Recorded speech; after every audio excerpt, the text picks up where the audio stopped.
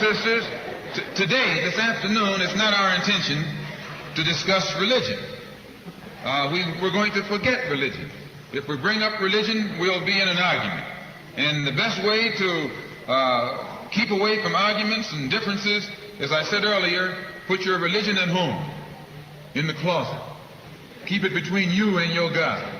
Because if it hasn't done anything more for you than it has, you need to forget it anyway.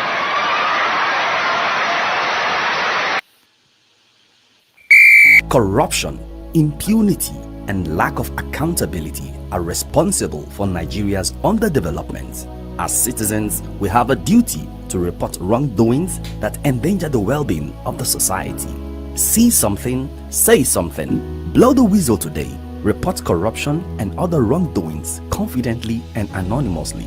Send tips to AfricMail on tips@corruptionanonymous.org or call 0811 877 1666 or the Presidential Initiative on Continuous Audit (PICA) on 0909 806 7946. Tips can also be submitted to the following anti-corruption agencies: EFCC, ICPC, Code of Conduct Bureau, or the Nigeria Police. This message is from the African Center for Media and Information Literacy, AfricMail, with support of MacArthur Foundation. Make the right choice. I mean, the talks of a possibility of a Muslim ticket. How do you think this will sit with most Nigerians? Do you think your party can toe that line out in today's Nigeria? You're asking the wrong person, because I don't look at people from the lens of Muslim or Christian. Some of my closest friends are Christians. It was Pastor Tunde Bakari, a Pentecostal pastor, that took me to CPC, not President Buhari. I'm very close to Pastor Bakari. I'm very close to many Christians. I don't think that the business of governance has to do with religion. I think we should look for the best person for the job, the person that will get the job done, and get him to do that. I'm the wrong person to ask, because in my state, I picked a very competent, qualified woman as my running mate in the 2019 elections. But just because she happens to be a Muslim, people are calling it Muslim ticket. And they said we're going to lose. We didn't. We won overwhelmingly. This fixation of Nigerians with religion instead of competence, capacity, and capability is quite sad and pathetic. And I urge you as media to please take religion out of governance, and let's look for competence, capacity, capability, and delivery. I don't think we should be looking at religion. We want to develop this country. When I get into a plane, I don't ask for the religion of the pilot. When I go to hospital, I don't ask for the religion of the doctor. I just want to get well. I want to get to my destination, if in an aircraft. The way the media and many irresponsible people try to inject religion in politics and governance is sad and pathetic. I will not take us anywhere. Nigeria is at a crossroads. We face very, very serious dangers in security, in economic meltdown. The global issues are affecting us, and all people are concerned with, as far as who will be president or vice president is concerned, is religion. It is so sad. It is not our religion that will solve our problem. It is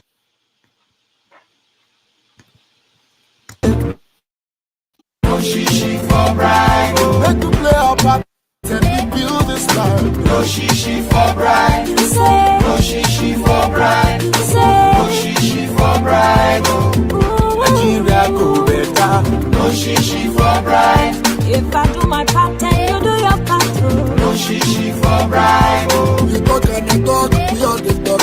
No shishi for bride. No shishi for bride. No shishi for bride. Don't say your vote. Don't say your vote. Foster.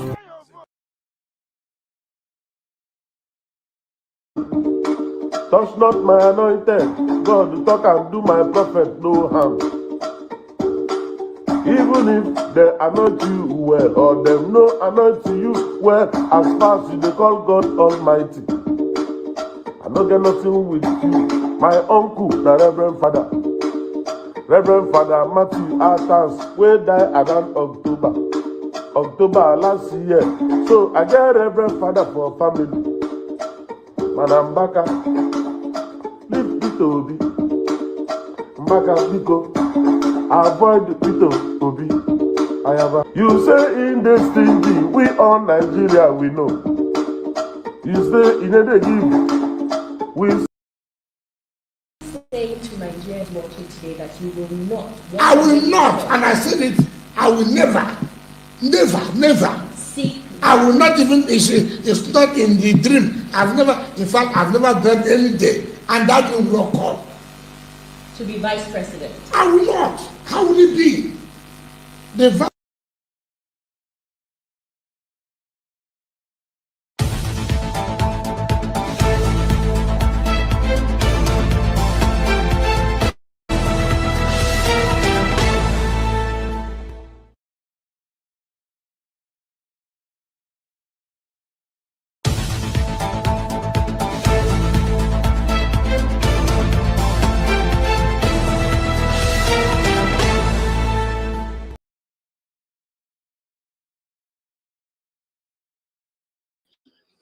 Hello, everyone. Welcome back to another episode of Have Your Say 247. My name is Rudolph Okonkwo. I welcome you to another edition.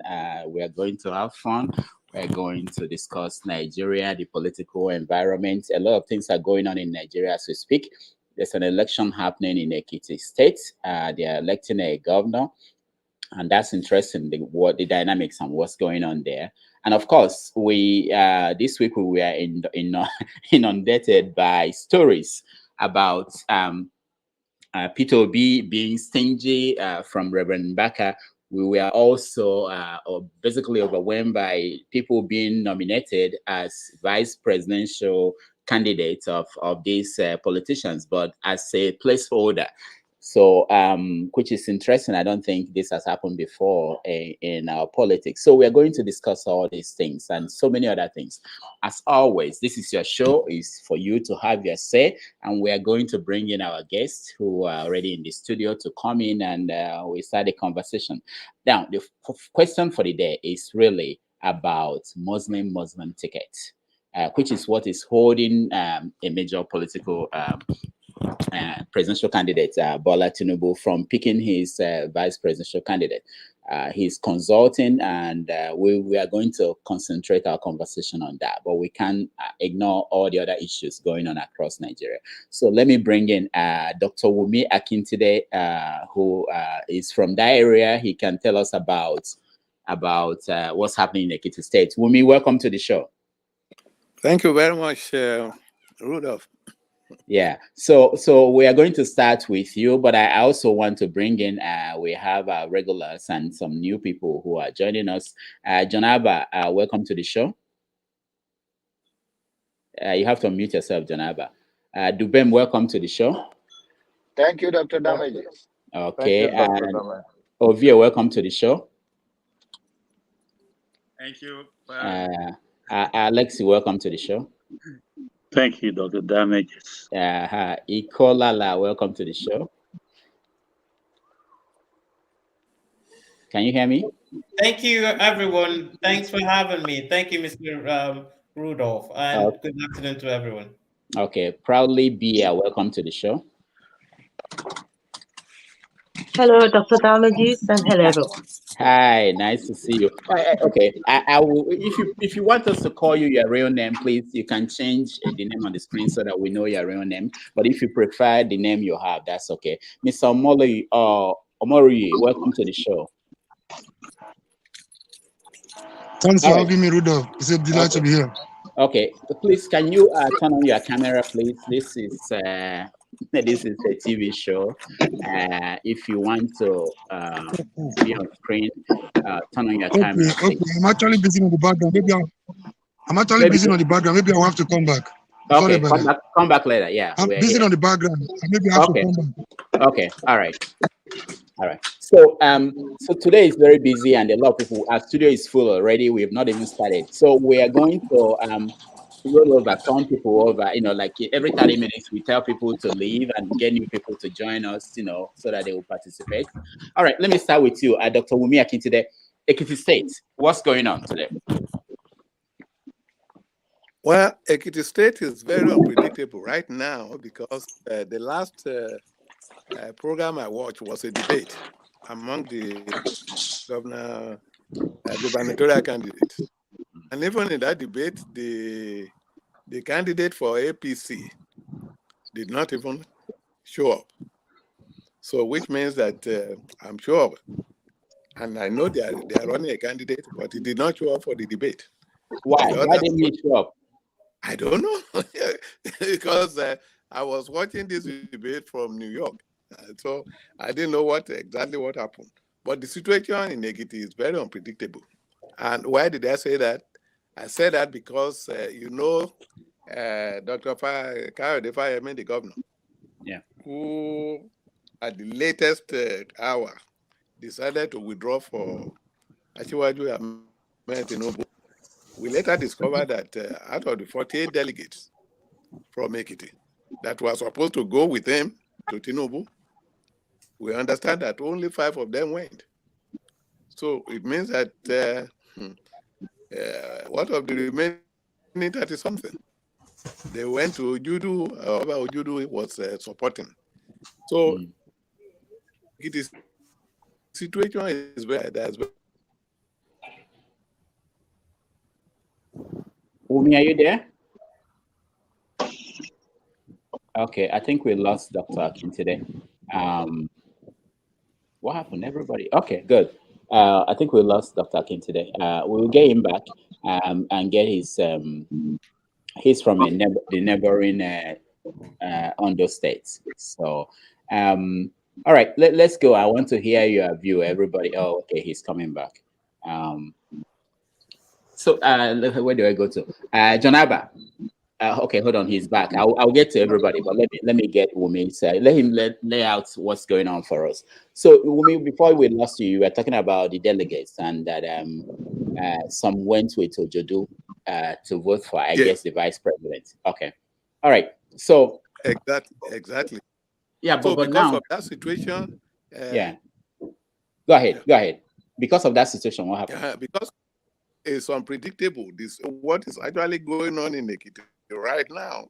Now, for those who do not know, can you tell us who are the oh, we lost him again. What's going on? All right. Okay, we can do with for now.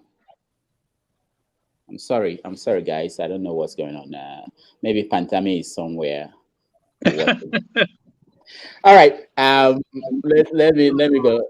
Janaba, let me start with you. Are you following what's happening? It's actually a test of what might happen in Nigeria next year, because you have three parties really seriously trying to fight over who will be the party that will win the governorship election. Janaba, do you know anything going on in Ekiti? Okay, you have to mute yourself. No, Dr. Damages, not. You have no idea. You see, that's the thing. People mistreat small states. You know, if this were to be a big state, people will pay attention. Ovie, do you know what's going on in Ekiti? Not in details as our first guest was talking about it, but I don't see how Omo Eleyi will lose the election anyway. Eleyi of Ekiti State, I mean, you know who I mean, the one. Yeah. So, but I think Dr. Wumi is more detailed about. Okay, let me. He's back now. So, Dr. Wumi, help us. For those who do not know, who are the candidates and what are their parties? The main candidates. Oh Lord, Wumi is out again. And I don't want to say that he's in New York. You know. He said something very grounded that among all the 35 delegates that. Yeah, he was talking about the delegates and the implication. That's what I want to understand the implication of that. But Wumi, before we lose you again, I don't know why you are going off. And are you in New York or are you in Virginia? Wumi, where are you? Yeah, I'm here. Okay, all right. So give us a breakdown of the three. Yeah, I can hear you. 3 major candidates. Who are they, and who is leading, if you know? There is I know former Governor Oni. Shegun Oni, yeah, he's with SDP. Yes. Okay. Yes. And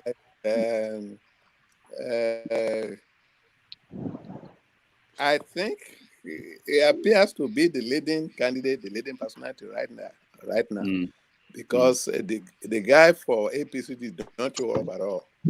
And what about PDP? So, yes, the guy for PDP showed up, but in the PDP there are two groups. There is a group led by the former governor, Ayodele Fayose.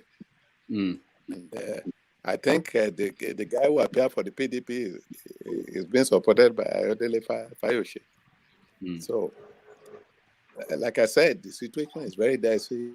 It's unpredictable right now. But as the election gathers momentum, maybe we'll have some better ideas. All right. We will hopefully speak to. I'm trying to connect with somebody who is on the ground in Ekiti. So by the end of the show, we'll try to talk to somebody who will give us on the ground reports. You are talking about the implication yes, of somebody understand. Yeah. Ovia, go ahead. What are you saying? So you are talking about the likely implication of those delegates. Those delegates are some of the key factors when we say structures.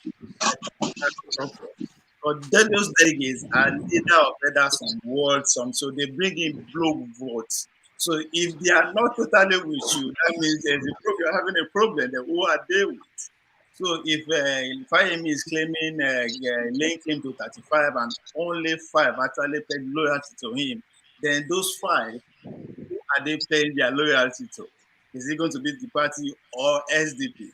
So that's where the intrigue of three-way result is coming from. I think that is where Mr. Wumi is trying to point out. But the network is yes. But those are the key people. So when they say delegates are just, not busy people just forward their name in case of the money, but the real delegates are ward elders, the chairman, the local government chairman, and all those people. So they control the mechanism of how those parties, where to actually vote. For most little units, so that's where the votes actually come. All right, let's go to the topic of the day. Really, the Muslim ticket, which is what is holding Bola Tinubu from announcing his vice presidential nominee. We know that Atiku picked Okowa, the governor of Delta State, but Bola Tinubu is yet to do that. We also know that Peter Obi also picked a what they call a placeholder, someone to be submitted, name to be submitted to INEC while they negotiate. And I know that P2B's people are negotiating with OVA's Conquestors people to see what they come up with. But let's start with that. And I know, you wrote a Facebook post where you basically, I think I mentioned his name, he disappeared. Okay, let me not mention his name again. So the issue of Muslim tickets. What do you think? I think let me start with you, the priest of peace. Thank you so much for joining us. You have to mute yourself. Thank you. Sorry. Yeah, thank you so much. Well, I think it still boils down to the same thing, the same place we are. What I always term as the intent of the hegemony, the oligarchy, to hold on to power. And to hold on to that power means to subjugate every other person that is in Nigeria. Like Buhari regime or APC was not ready to take over the reins of power in 2015. APC right now, if they win this election, will not also be ready to take responsibility of what is going on, what has been going on in Nigeria. The implication of this thing is still the same. They do not want to let power go. The oligarchy, the hegemony. They don't like us. They don't like Nigerians. The interest of Nigerians is not their priority. I can't hear you. Now, let me stop you. The argument they are making is that they're making the argument that the northern Christians are minority and that the southern Muslims are minorities in the south, and that you can't win when you have two minority groups. Are you dismissing that? I'm dismissing it completely because you see, this is the narrative they will always bring to divide. Why would, one moment, why wouldn't, okay, a northern Christian be the vice president? Why wouldn't a northern Christian be the vice president? Because they know they have an agenda, and that agenda is unfolding before us. And there is nothing anybody can say or do about it. Okay, for today, I will make sure that people leave, you don't speak more than 1 minute because we have a lot of people and we are going to let new people come in. Let me go to you, John Abba. You're a pastor. The Pentecostal Church Association in Nigeria, the Christian Association of Nigeria, they all issued statements warning Tinubu essentially that he is a disaster for him to run Muslim ticket. And people supporting him are saying that's the only way he's going to win the election. So why will he not do something to win an election that he wants to win? What's your take? Unmute yourself, please. A politician does what they do to win election. It's a calculation to win. It's not, if he knows what Atiku picked the governor of Delta State, and is a Christian, if I'm not wrong.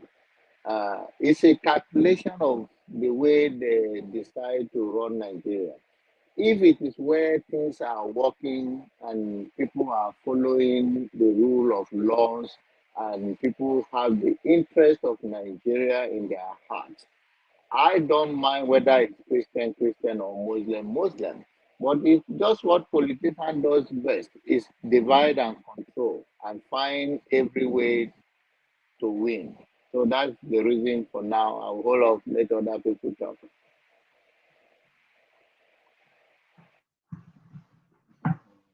Thank you so much, John Abba. Dubem, let me come to you. Do you think that by any means necessary, it's okay for a politician to do whatever they have to do to win?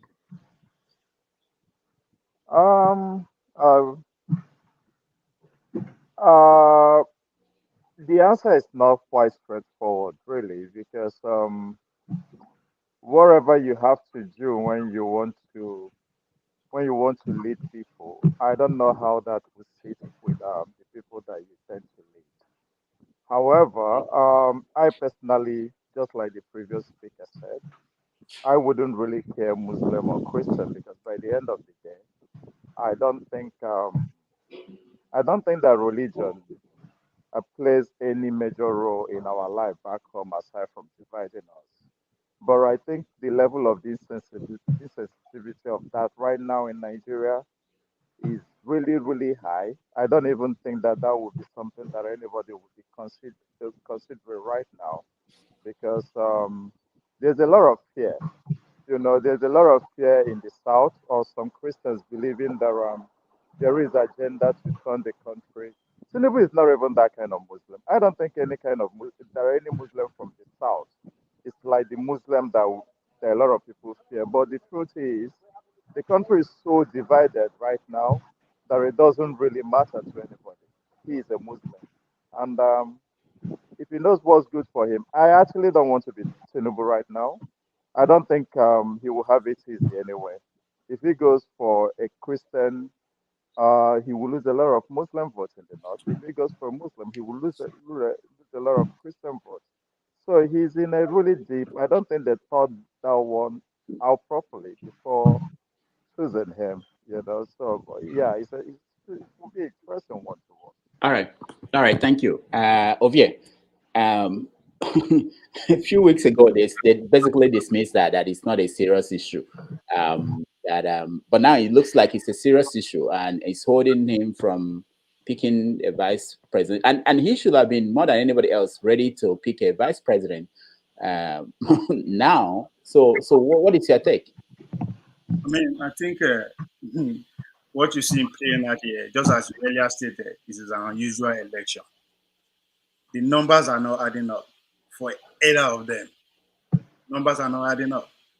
Now, look at it from this perspective. We have two strong personalities going to this election, whether we like it or not. And at this point, not that I'm speaking for Konkoso at this point, but he has the upper hand in the north. He's the man to beat in the north, as it is now. Now, in the southern space, we have three people that will rescue it out equally, which is the APC, Tinubu, and article that informed him picking Okowa as his vice. Now, people are screaming that, oh, it's because Wike lost because of his temper, his brash, and all that kind of thing. No. Because if you look at Obi space, traditionally, let's forget about this movement that is taking advantage of. Traditionally, who are the people that will go for President Tinubu in that space?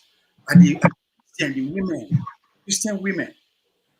Now, you begin to, it is not a coincidence that, what is his name? Mbaka came out and called him stingy. We might laugh about that, he might come back and apologize. That word within that political space resonates among the elders, most importantly, the traditional rulers. If they call you stingy, it will be very hard for you to continue to the support behind you. So it is not a coincidence when that man come out with that kind of a bold statement. Now, why Okowa? If you look at Okowa again, what kind of personalities can you say relate with Obi? Now see that Christian vibe. People, the older Christian, the Catholics, they will clearly relate with that. And that is where PDP is trying to take advantage of. Not necessarily say wicked brush. So that southern will be very evenly contested within that three people. So that is where what I said the last time, that this election may have a second round election. So what you are seeing here, number is not adding for Tinubu. So if Tinubu decides, the only place Tinubu can take advantage of now is Southwest. Every other place, he can't eat each other, he will win them, even in the north. So now, in the north, if I be Tinubu, this may sound very ridiculous. Now, Pantania will carry as my running mate. No, for real. Because that is the only person where if he say, okay, if he give Konkoso small thing, because Konkoso don't cover everywhere within the north. Because if you listen, he had a broadcast when, say, they are talking to Peter Obi them. He choose Hausa for a reason. Hausa is the second largest speaking language in Africa. And arguably is the largest speaking language in Nigeria. And what joined the northern geopolitical zone together politically? Now that language. Okay, all right. So the numbers are adding up. So Tinubu no get choice. If you really you have to go hardcore Muslims and not be just a Muslim for it to stand a chance to be second, to go to second round election. All right, we'll come back to both Okowa's choice, Tinubu picking Okowa and Kwankwaso and P2B. But let me go to Alexei. Alexei, are you sleeping? Are you with us? Unmute yourself. Alexei, unmute yourself. Okay. No, I'm listening. Okay. Attentively. Okay, good. So what does it mean that this is what some people are saying? When they listen to Tinubu and people supporting Tinubu saying that they needed a northern Muslim as his vice presidential candidate, does it mean that northern Christians are not of any value or somehow below northern Muslims? In what's going on? Okay. And for those who are supporting that, who are arguing, really, apart from the fact that he will win election, they think that's the only way for him to win election. what is that the right way? What is the message it's sending to, if you're a Southern Muslim, for instance? Does it tell you that your own Islam is not enough to protect the interests of Muslims in the country? Because as the leader of the government, like Tinubu will be, if he should win, that should take care of the interests of the Muslims in the country. So why do you have to attach another Muslim from the north? This is a question that people are asking. What do you think about that? Okay, let me begin by referring to what you played earlier on before we started. And I think last week we made reference to it last time. El-Rufai said he doesn't like to talk about religion in politics. Those of you who believe that, I will be wondering where you have been all your life in Nigeria. That is a takia. Takia is a term for deceiving people. El-Rufai has a state that is being torn apart and being allowed to continue because the group he is leading or he belongs to or he can identify with are the aggressors. But he will tell you, oh no, we shouldn't talk about religion. He confessed that he had a running mate that was equally a Muslim, not because of her religion, but because she was the better candidate for that. Now, the link between Tinubu and the North, a major string is the religion. Even when they are voting for him. Okay, Alexei, we can hear you. I think you are getting a call. Sorry, I'm sorry. Okay. They vote for him. They are seeing him as part of their own strength of religion in politics. They are using politics they are using religion in politics very much. So if Tinubu has less of that, he might be risking many votes from the North. So if he makes that bold step to have a Muslim as his running mate, definitely that will earn him votes of those who probably didn't think very much about him. It's a strategy, and they are trying to do it. Whether it is right or wrong, well, I don't think I've seen it at the level of the constitution in the country. It's just one of those, all right, like they say, let's zone it to this place or the other place when that's not in the constitution. So they are trying to use that leverage to keep a solid block of Muslims behind Tinubu, and Tinubu is very much willing to do that. Most of the people for him in the West who are of the same religion, I don't think that all of them are in agreement that he should run. But now that he has got to a point of running, he wants to further convince those people that they shouldn't go anywhere, that they should come with him, because this is an assurance that they, and what I mean they, people of his religion, are going to fall behind him. That's what I see going on. But it's not right. All right, thank you. Larry, let me come to you. There's another argument in this debate where they are saying that that people from the southwest that don't care traditionally about who their leaders are. It could be a Muslim, it could be a Christian. But when we hear from the Christian Association of Nigerian Pentecostal churches, most of them are based in the southwest. The people who are making that prediction, are they out of? Are they talking about something that was possible some years back that is not possible now?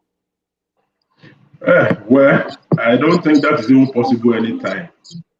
In the first I mean, they can say that Abiola did that with King Ibe and won. Yeah, it's unfortunate that I said last week that most Nigerian are political illiterates. I'm sorry, but the reason why I said that is an average politician is looking to any methodology can use to win. And these are just mere a way to appease to people to vote for them. And unfortunately, in the last 30 years, Nigeria has been divided across regional lines. So, and these politicians knew that, and they saw that it's really get for them, and they are buying to it every time. In actual fact, if you look at it, the day that we using all this Muslim, Christian, whatever, what has every Nigerian gained from it? I think that's what we should be asking, not Muslim tickets. And I'm sorry, I'm a Christian. Even Christians should bury their eyes in shame. They are the ones that shot themselves in the leg. When we were smaller, when we were growing the Christendom, we were told that politics is for the ritualists, for the this, for the deities, blah, blah, blah. Most Christians run away from it. And now nobody is there again now. Who are they going to pick? And when we go to the north and we are talking about the Christian there, they are minority in some, especially the core north. And most of the people, the block vote that they got from that core north are men. So definitely, an upright politician will want to get it. And the only way to get it, since the sentiment that is pricey in the north is mostly is religion. And an average politician will buy to that to use that. And those are the things that they are using there. But now for us to make it as a subject matter, we should be asking of what can these people give us? What is the government going to give for the people? That's what we should bring to the people, enlighten the people on. The Muslim, okay, let's look at what happened in White, for example. Christians have been running that place for years since as I knew. The day a Muslim man was brought there, billions were coming back as a profit. Where we have been losing all this other Christian snake swallow money, every other thing happened. So let us look at the merit of that person they are bringing to us. The Christian, I don't see that anything that is going to help at all. It doesn't help anything. They are just using it to win the election. Once the whole thing gone, it's gone. We don't remember it until the next election comes in. Thank you. Thank you so much. Alaro, let me come to you. Lanre is saying that we should, and this is exactly the same argument that Erufai made in the video that I played before the show, that we should look for merit.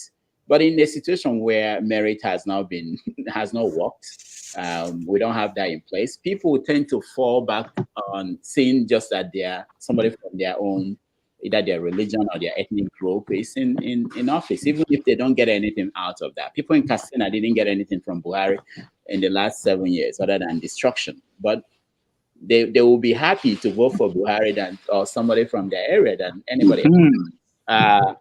Alaro, what is your take? So, thank you for having me, and my greetings to all you, my brothers and sisters. So, for Tinubu, it's a must that he has to go Muslim. For Tinubu, all these politicians have a different bone of contention that's standing in their way. It's not the same for everybody. Yeah. A normal Muslim candidate can go Muslim and win. A candidate that's already suffering as far as merits are concerned has to take what they can. Tinubu is not standing on his merits. So he has to go to the power brokers. The power brokers, without him taking a Muslim ticket, is already shot. I hope he does take a Muslim. I hope he goes Muslim. I hope he does it, because that would be the best interest of Peter Obi, because that would push the masses. Because a Muslim ticket in today's atmosphere in Nigeria with this insecurity, the massive votes are the youths. They will not go for this. He's going for the power brokers. And what I know for a fact, the owners of Nigeria, quote unquote, the people that massively control those votes in the north, that are behind. I know at least one of them is standing behind Peter Obi for now, at least one, which is perfect.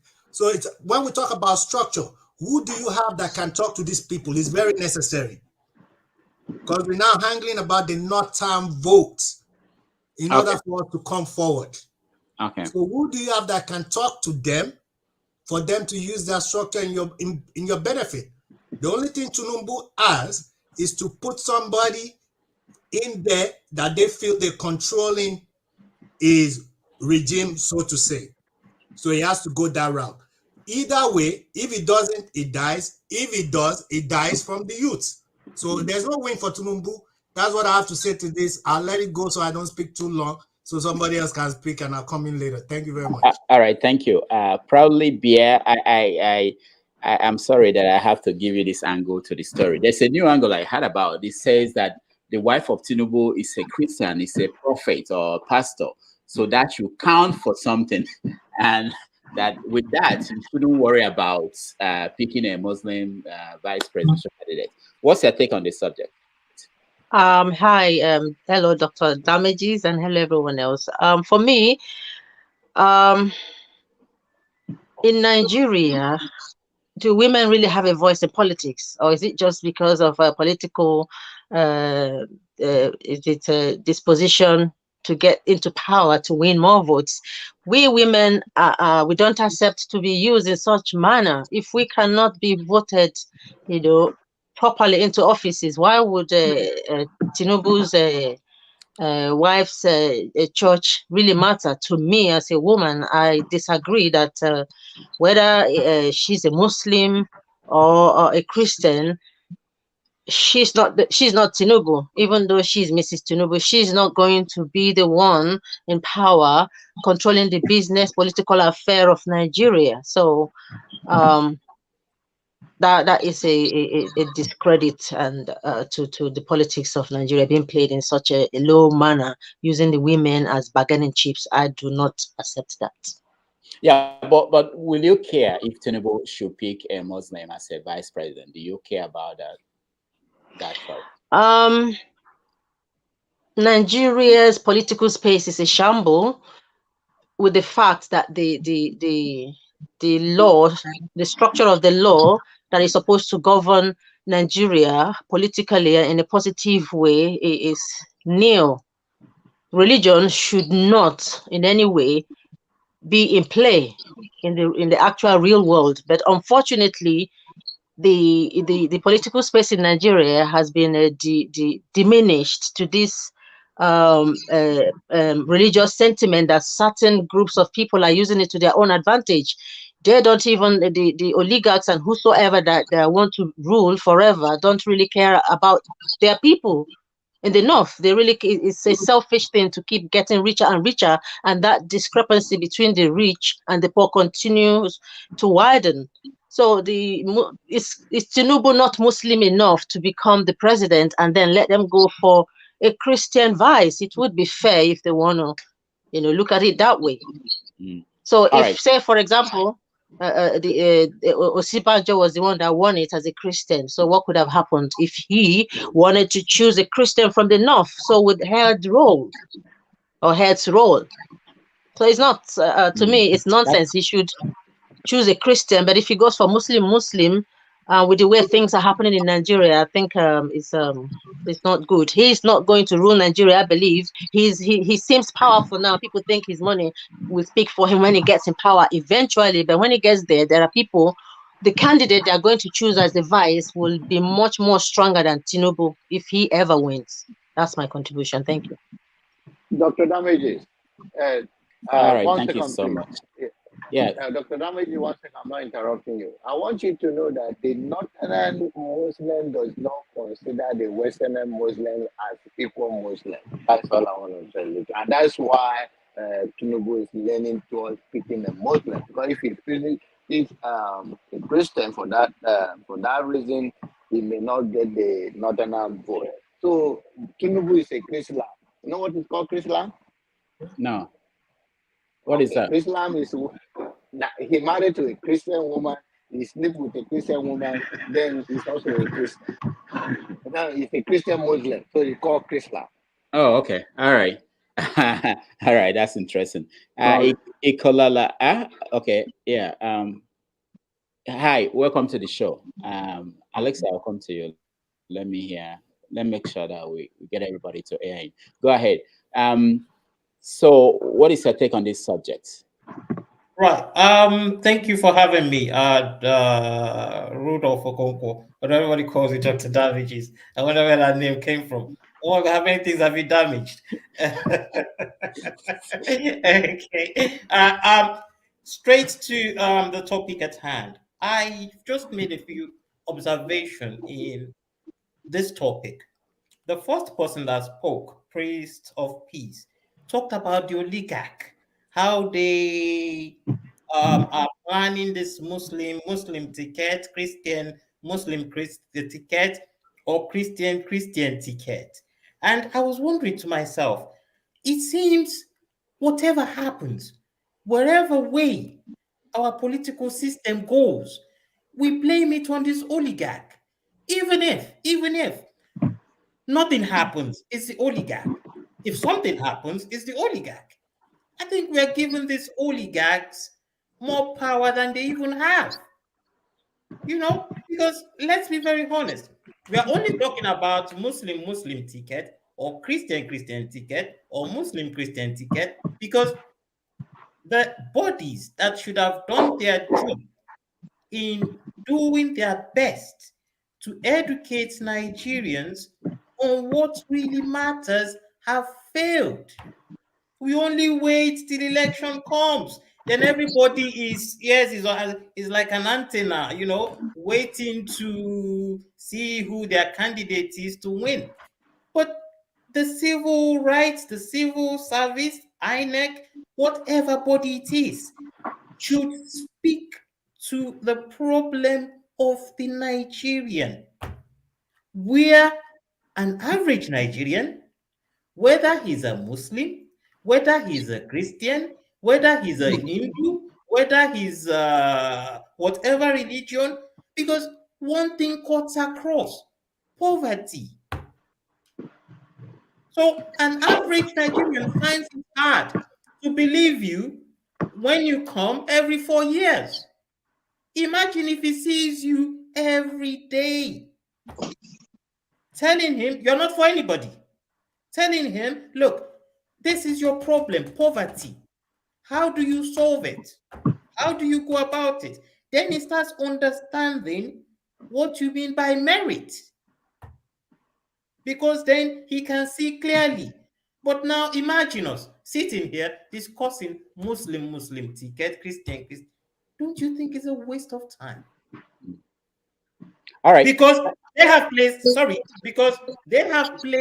that narrative in place. So we just follow. We follow their narratives. Let's move on to merit, and let's look at Thank you so much. Good, thank you so much. Let's move on to merit. Let's look at the only presidential candidate, major presidential candidate that picked his own vice president, which is Atiku, Kowa from Delta State. I don't know if anybody here is from Delta State, but yeah. I don't know if anybody here is from Delta State, but I'm getting a lot of comments that he didn't do well in Delta to begin with. So, but talking about merit, because we like a lot of people are saying we should use merit as our reason for picking someone. But we now see that the candidates, the people being picked, may not even merit that position. If we want to think about it, they are picked for other reasons. And I know Vie has talked about that. Is anybody here who wants to talk about Okowa and what he will bring to Atiku, or the positive or the negative, whether it's a good choice? Okay, Alex, go ahead. Before I make that point, I want to emphasize our notation for what our sister said about if Tinubu gets a Muslim candidate to run with him, that person will be more prominent. That's a very important point for us, because he could just do that and sit back, and we'll have another Dick Cheney ruling Nigeria. Now, I'm saying that because now it comes to Okowa's choice. Same kind of selfish reasons for picking up individuals. Now, Okowa, well, is somebody who Atiku is trying to use to woo the Southeasterners, and they are very close associates who are in the South-South. Okowa is just the best they think they can use for that, but it's a big mistake because I even heard it said loud and clear that Okowa said he's an Igbo man. Of course he is. Nobody can deny him that. But that did not used to be any good. It wasn't something positive in Nigeria. Now it is being used in that way so that his being picked will be justified. Let's see. Let me stop you, because if you want to, Atiku has been picking Igbo vice presidential candidate from but this time, so it's not a new thing. It's a crucial time for that choice, and so if he ever did it before, he sure does need to do it now, even. So I heard, I don't know if it's true that he tried Wike first, but that Wike was not pleased to be taken in that way. So he's going around that area so that he can get support from that area. All right, but all right. Yeah. Thank you. Let me before let me just play with like you guys. I will not, and I said it. I will never. I will not even. It's not in the dream. I've never. In fact, I've never done any day, and that will not come. To be vice president. I will not. How will it be? Yeah, how will it be? Can I jump in here, please? Yeah, anybody can. Anybody. To make case for me. Since when? Go ahead, to politicians. Since when we start taking them serious? If you take anything they say serious, or you, the joke is never serious. How would it be? I've never in my. Okay, Larry, you wanted to say something? Yeah, I think the problem most of these politicians have presently is picking the right person. And unfortunately, what the politician calls a merit is not going to be meritable before the populace. People that knows what right government, good governance is. So we should first have that in the line somewhere, that whatever they call merit, okay, even the Okowa or even Wike, what is meritable in Wike that you want to take? Is it the lousiness or whatever? So those are once we know those things, they're only looking at somebody that can do their interest, somebody that can bid well. That's what they are looking for. They are not looking for merit. So let's not think, well, maybe they are picking. And then for the non-Muslim we are talking about, one thing we forgot that Muslim in the North is a culture where only one person can control 2,000-3,000 persons. Only one person. So that's why this thing become a very inevitable in the North. So all those meriting that we are talking about is not something that can be compared to the merit, what the politicians call merit. They only look at somebody that have followers, but whichever way has it, they don't want to know it. What they can use, who they can use, that's what they are looking for. Thank you. Thank you so much. Yeah. No, let me go to Dubem. Dubem, let me hear from you, because I like what Lanre said about merit. I didn't hear them talk about picking additional from the Afri-Bank or picking Ngozi Okonjo. When they talk about merit, they're still talking about Dubem. What's your take? Yeah, just following up on that, it's not merit, it's more like how would they win? And I think Wike, to be honest, would have been a better choice for Atiku in terms of getting the votes. For one, he has the money, the resources, and I know that his style of politics will turn a lot of people off, but I tell you, there's a lot of people that totally enjoy him. Some people think he's a comedian, and they like him for that, and he has the money. However, for Atiku, who was also once a vice president to Obasanjo, who was equally as ambitious as Wike is, knowing all the things that he did, I mean Atiku now, as vice president, would he really be comfortable in his old age, having somebody like Wike breathing down his neck? So in terms of that, it only makes sense that he goes for more calmer Ifeanyi Okowa, like one of the speaker earlier said, who proudly now proclaim to be Igbo. And like we all know, Igbo, yes, but it's not something that a lot of our Igbo brothers, aside from the core major 5 eastern states, like to identify with. But in today's politics, that become like currency, that he will want to throw out there. So yeah, and the religion thing that we're talking about, I think it's really really difficult because I hear some people saying that it shouldn't matter, and I said that as well. But it shouldn't matter in a country we should not act like we didn't know when former president Theophilus Danjuma came out and was saying all the things that he was saying about colonization and all that. So all those things and everything is still out there. During the election, people are going to start bringing out all these videos and stuff like that. So it's really, really tough for this guy. I think he made the best choice available to him. Is he a winning ticket? I don't know. I think, like Ovie said, this is probably going to be a runoff election. And I think we are all looking and hoping that it gets there, except to be wins. All right. All right. Who wanted to speak? Ovie, is it you? Okay. Ovie, go ahead. I'll come to you, Alaro.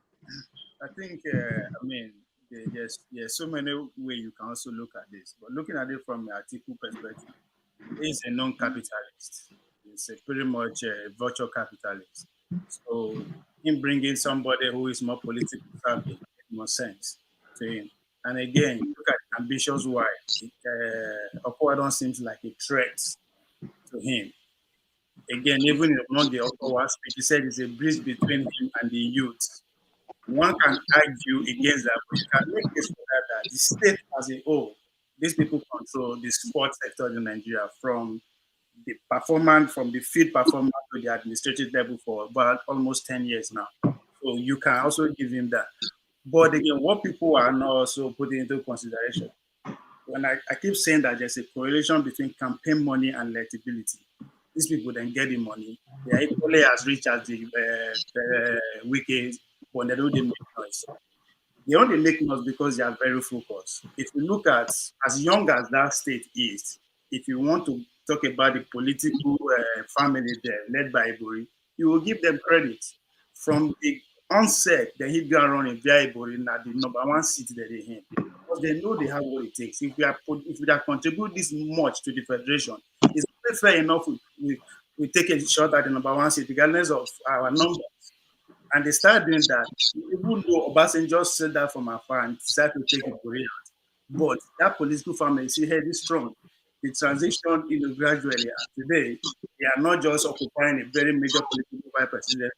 They also control, to be a deputy Senate president. There will be.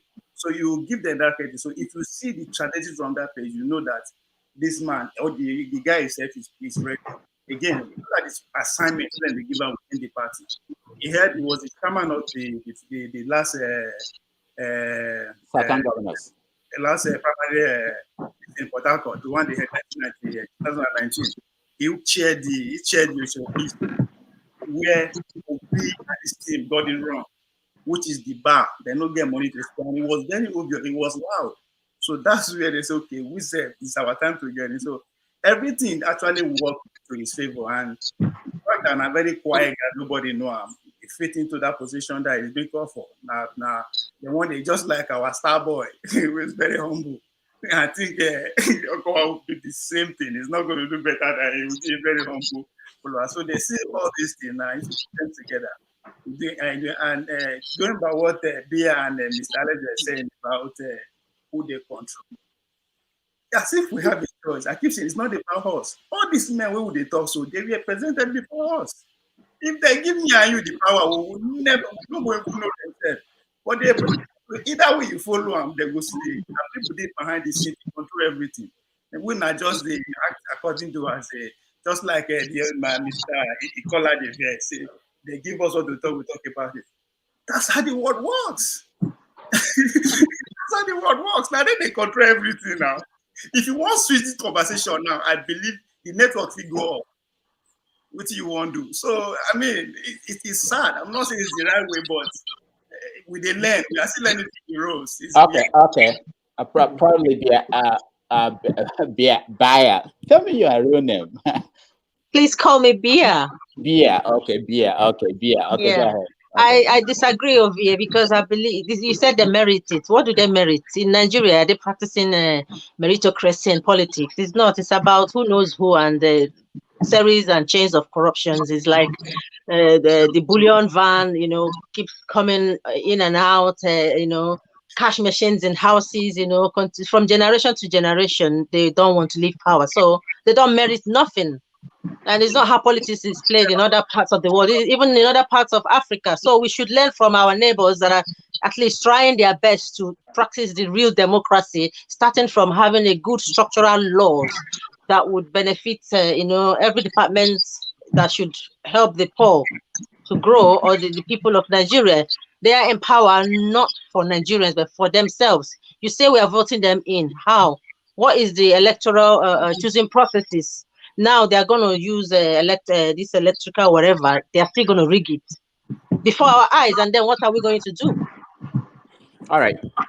Let's touch on a few things, and then we go to another topic. Alaro, go ahead. Say what you need to say. Then we welcome the new person that joined us. Go ahead. Okay. Thank you for giving me the chance. First of all, Atiku is trying to compensate his ticket. That's basically it. All these guys have a weakness. Politics is a game, is a calculus. What's Atiku's weakness? It's not a matter of him not. Which region does he see himself being weak? That's basically how it's going. Yeah. Because he thinks he has the northern vote. So where can I get a plus? But the calculus of the game is different, that they don't want to see the youth and that people are tired. Like I'm saying, I'm a PDP member and I'm not going to vote PDP. But the reality of this, we shouldn't lose sense of the reality when we say we want to give up, Nigeria is this, Nigeria is that. We have to stay focused and deal with our problem. It's too late to change our political system to the ones that work with our neighbors. We have to deal with the reality of it. Now, Peter Obi himself, what he has now, and this is what I think we shouldn't put the burden on the man to do the work and then take his money to do the campaign. His problem, politics, the biggest business in Nigeria is politics. The second biggest business is religion. Religion matters in Nigeria. Everybody that's shouting Peter Obi, don't give your tithe to the church till election is over. That tithe, give it to him. No, I'm serious. This man is going to need money. He's going to need serious. Everybody on here watching live, donate $30 a month. You know what? Are you campaigning for him? Sorry? Donate $30 a month. Are you campaigning for Obi? Just tell us you're campaigning for Peter Obi, and then we'll save our time. I'm supporting Peter Obi. I'm the former chairman of PDP North Rhine-Westphalia. I like the PDP. I like the way you. I'm voting for Nigeria. Okay. Okay, hold on. Let's welcome. I like the way you put it, he will need money as a start. It takes 20 billion naira just for polling agents. Polling agents alone. We want the man to go broke. Let's support him with our money. Take your money, give it to him so he can save the country. All right. So we have to say goodbye to some people. But before we do that, it's an hour and there are a lot of people who are trying to come in. So if you think you've said some things and you want to give room for other people, maybe volunteer and you can watch on the other side so that new people can come in. Yeah. You can maybe in another 1 hour, if there are not a lot of people, you can join. I'll check back in an hour. Thank you very much. Okay, thank you. Can I quickly I'll be watching. Something? I'm listening. Okay, thank you. So I appreciate that. Go ahead. Yeah, so it's just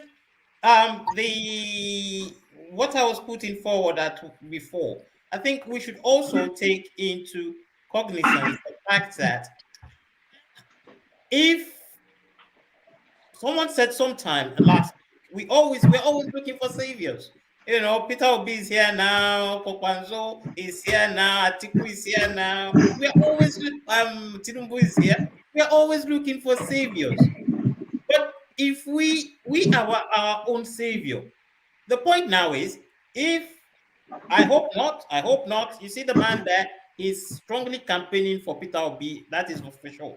But let's imagine Peter Obi loses. The whole youth go back into their huts and their shelters and forget the suffering.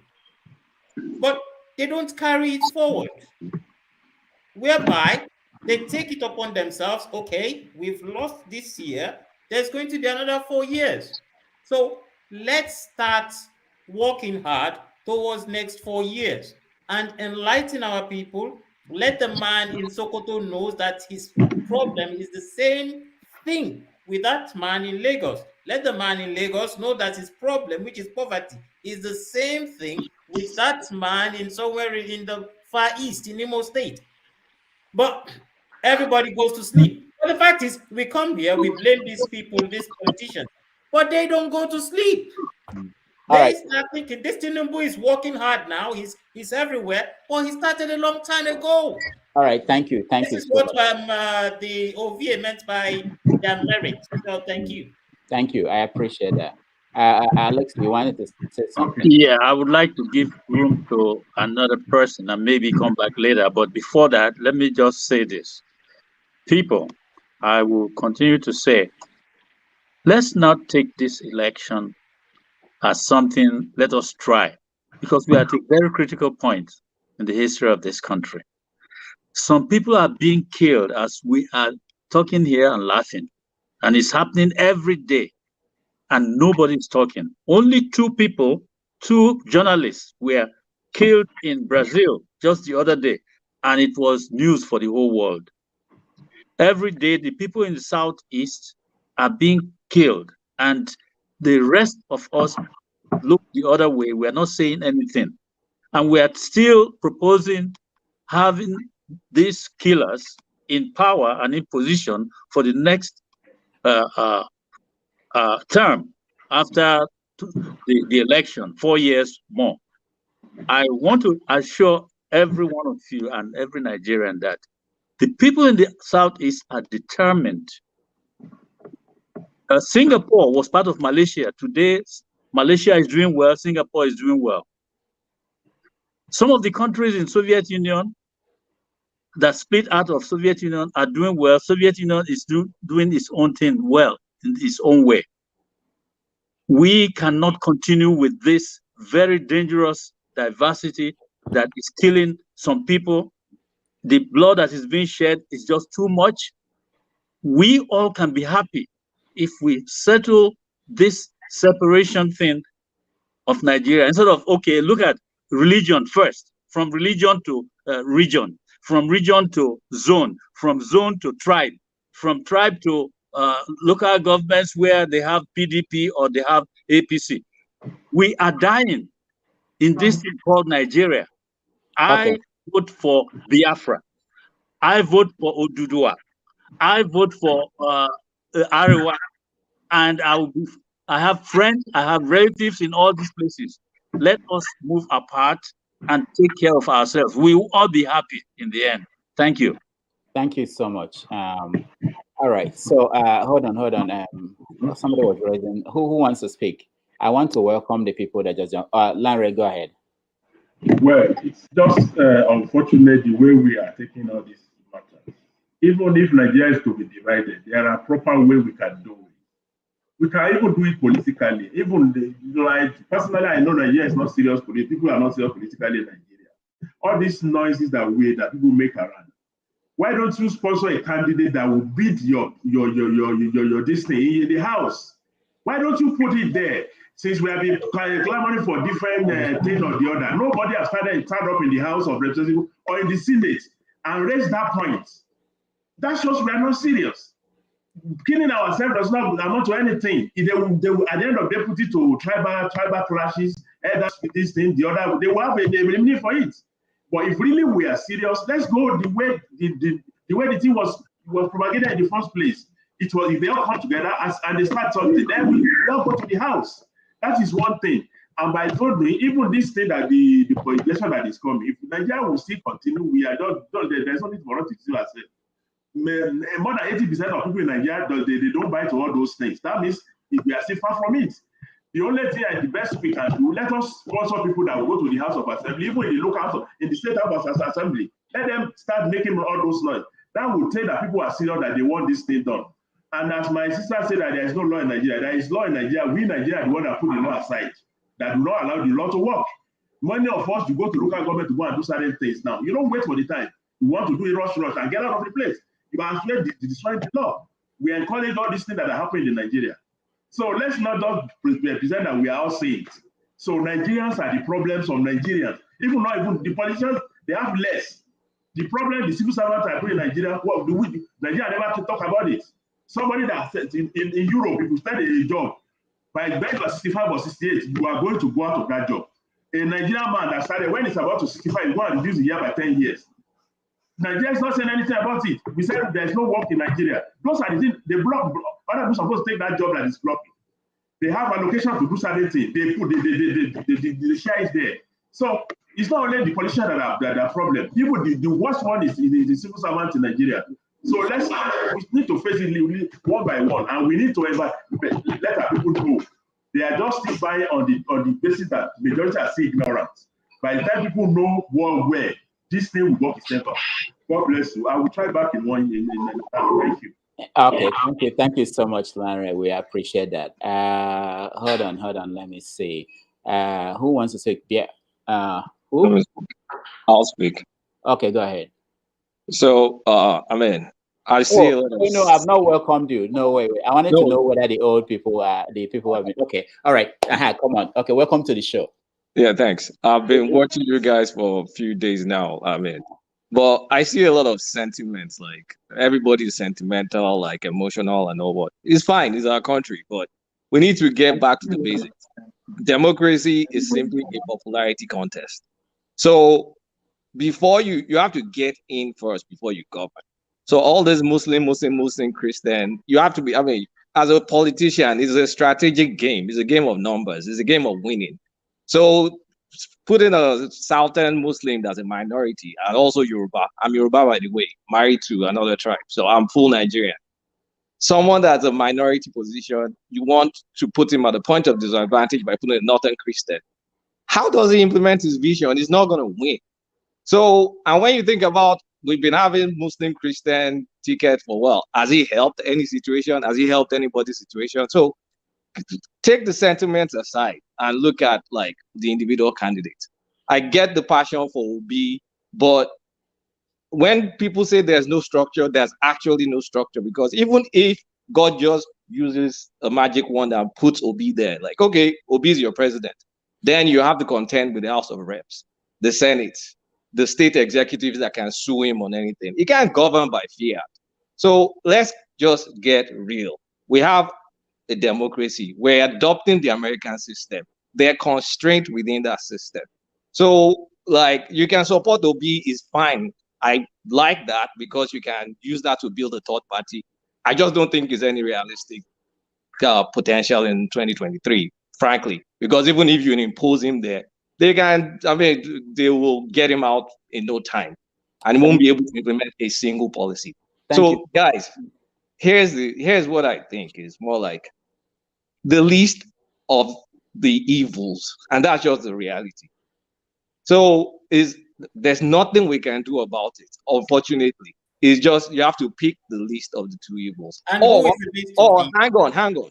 Or you can pick your protest vote and hope that your protest vote can become bigger in the next 4 years or the next 8 years. But simply nothing is going to happen.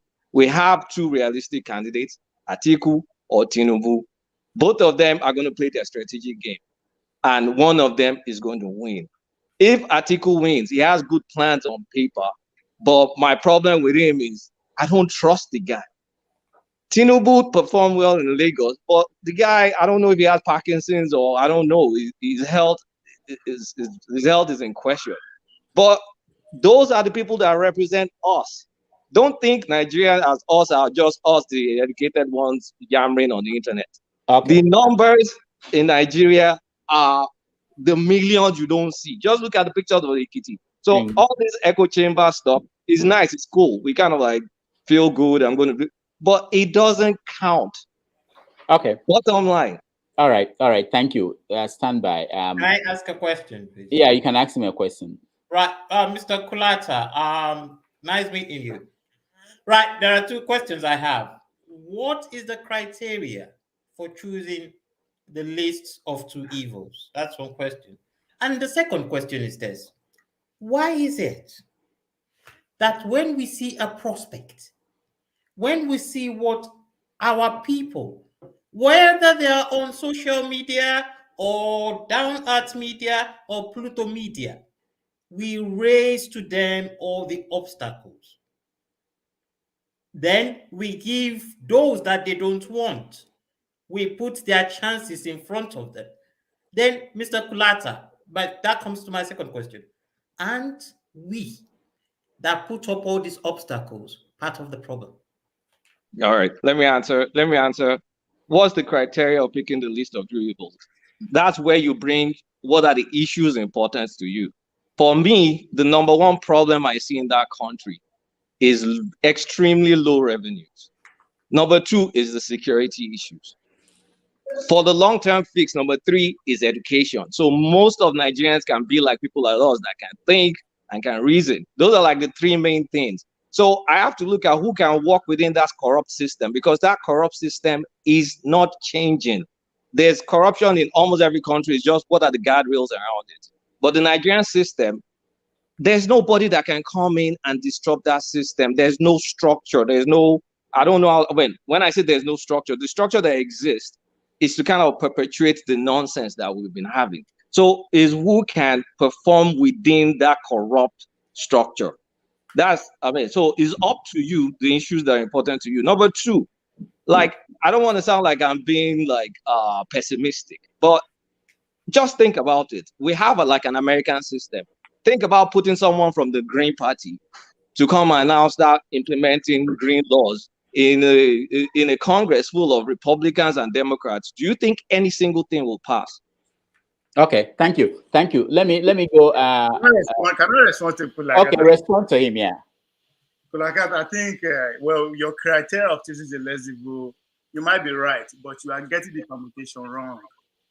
Come 2023, it is all going to be about identity politics. There's no way you can play it about. And we have started, when I mean we the Southern people started it already. Not just Muslim or Christian religion.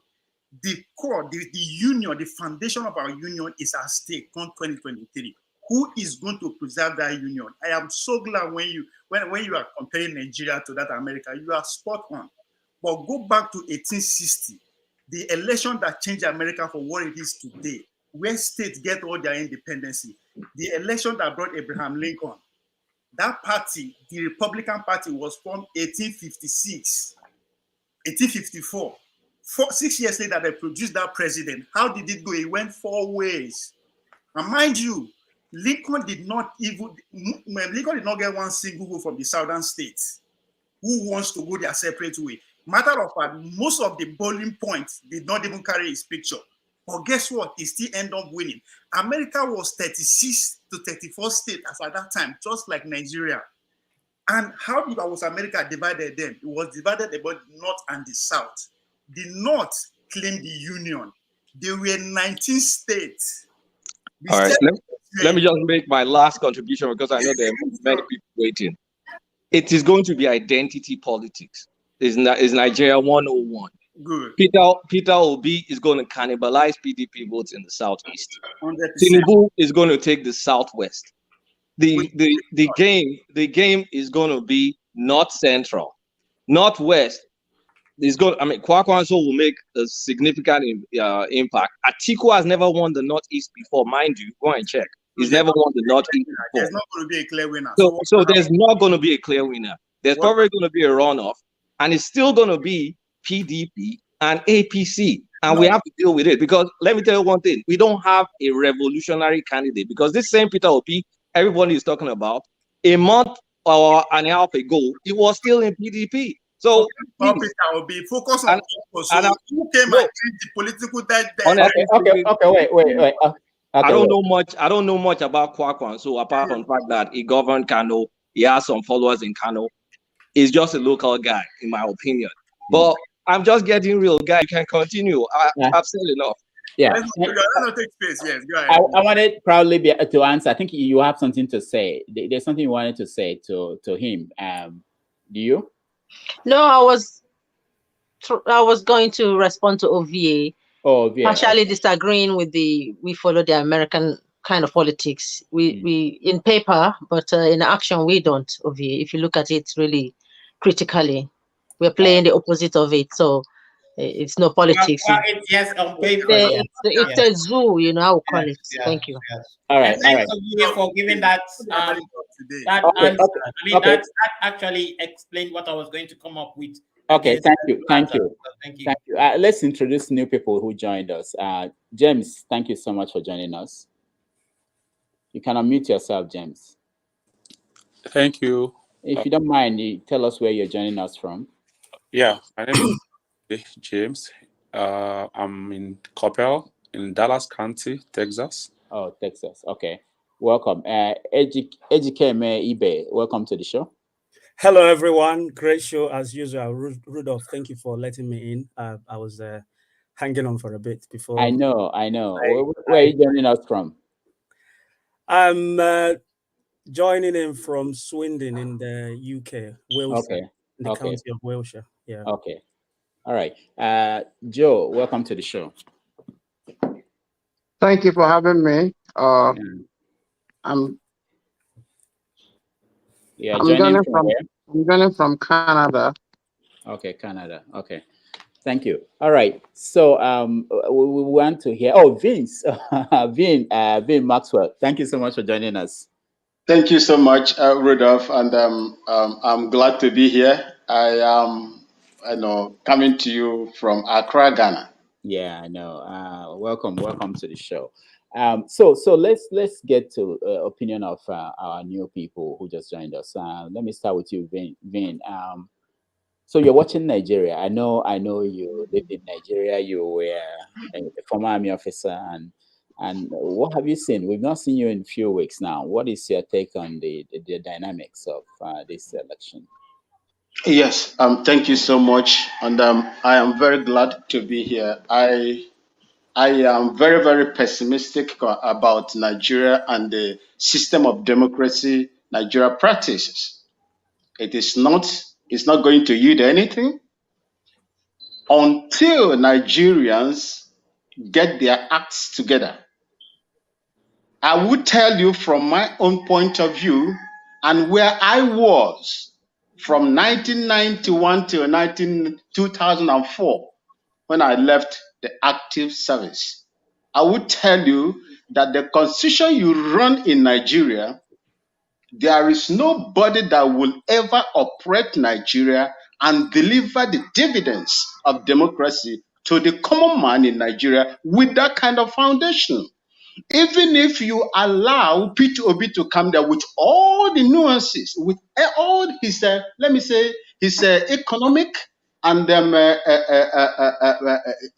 integrity, his prudent spending of public funds, as shown when he was the Anambra, state governor, he can never make any, improvement in the life of all Nigerians. That is one point.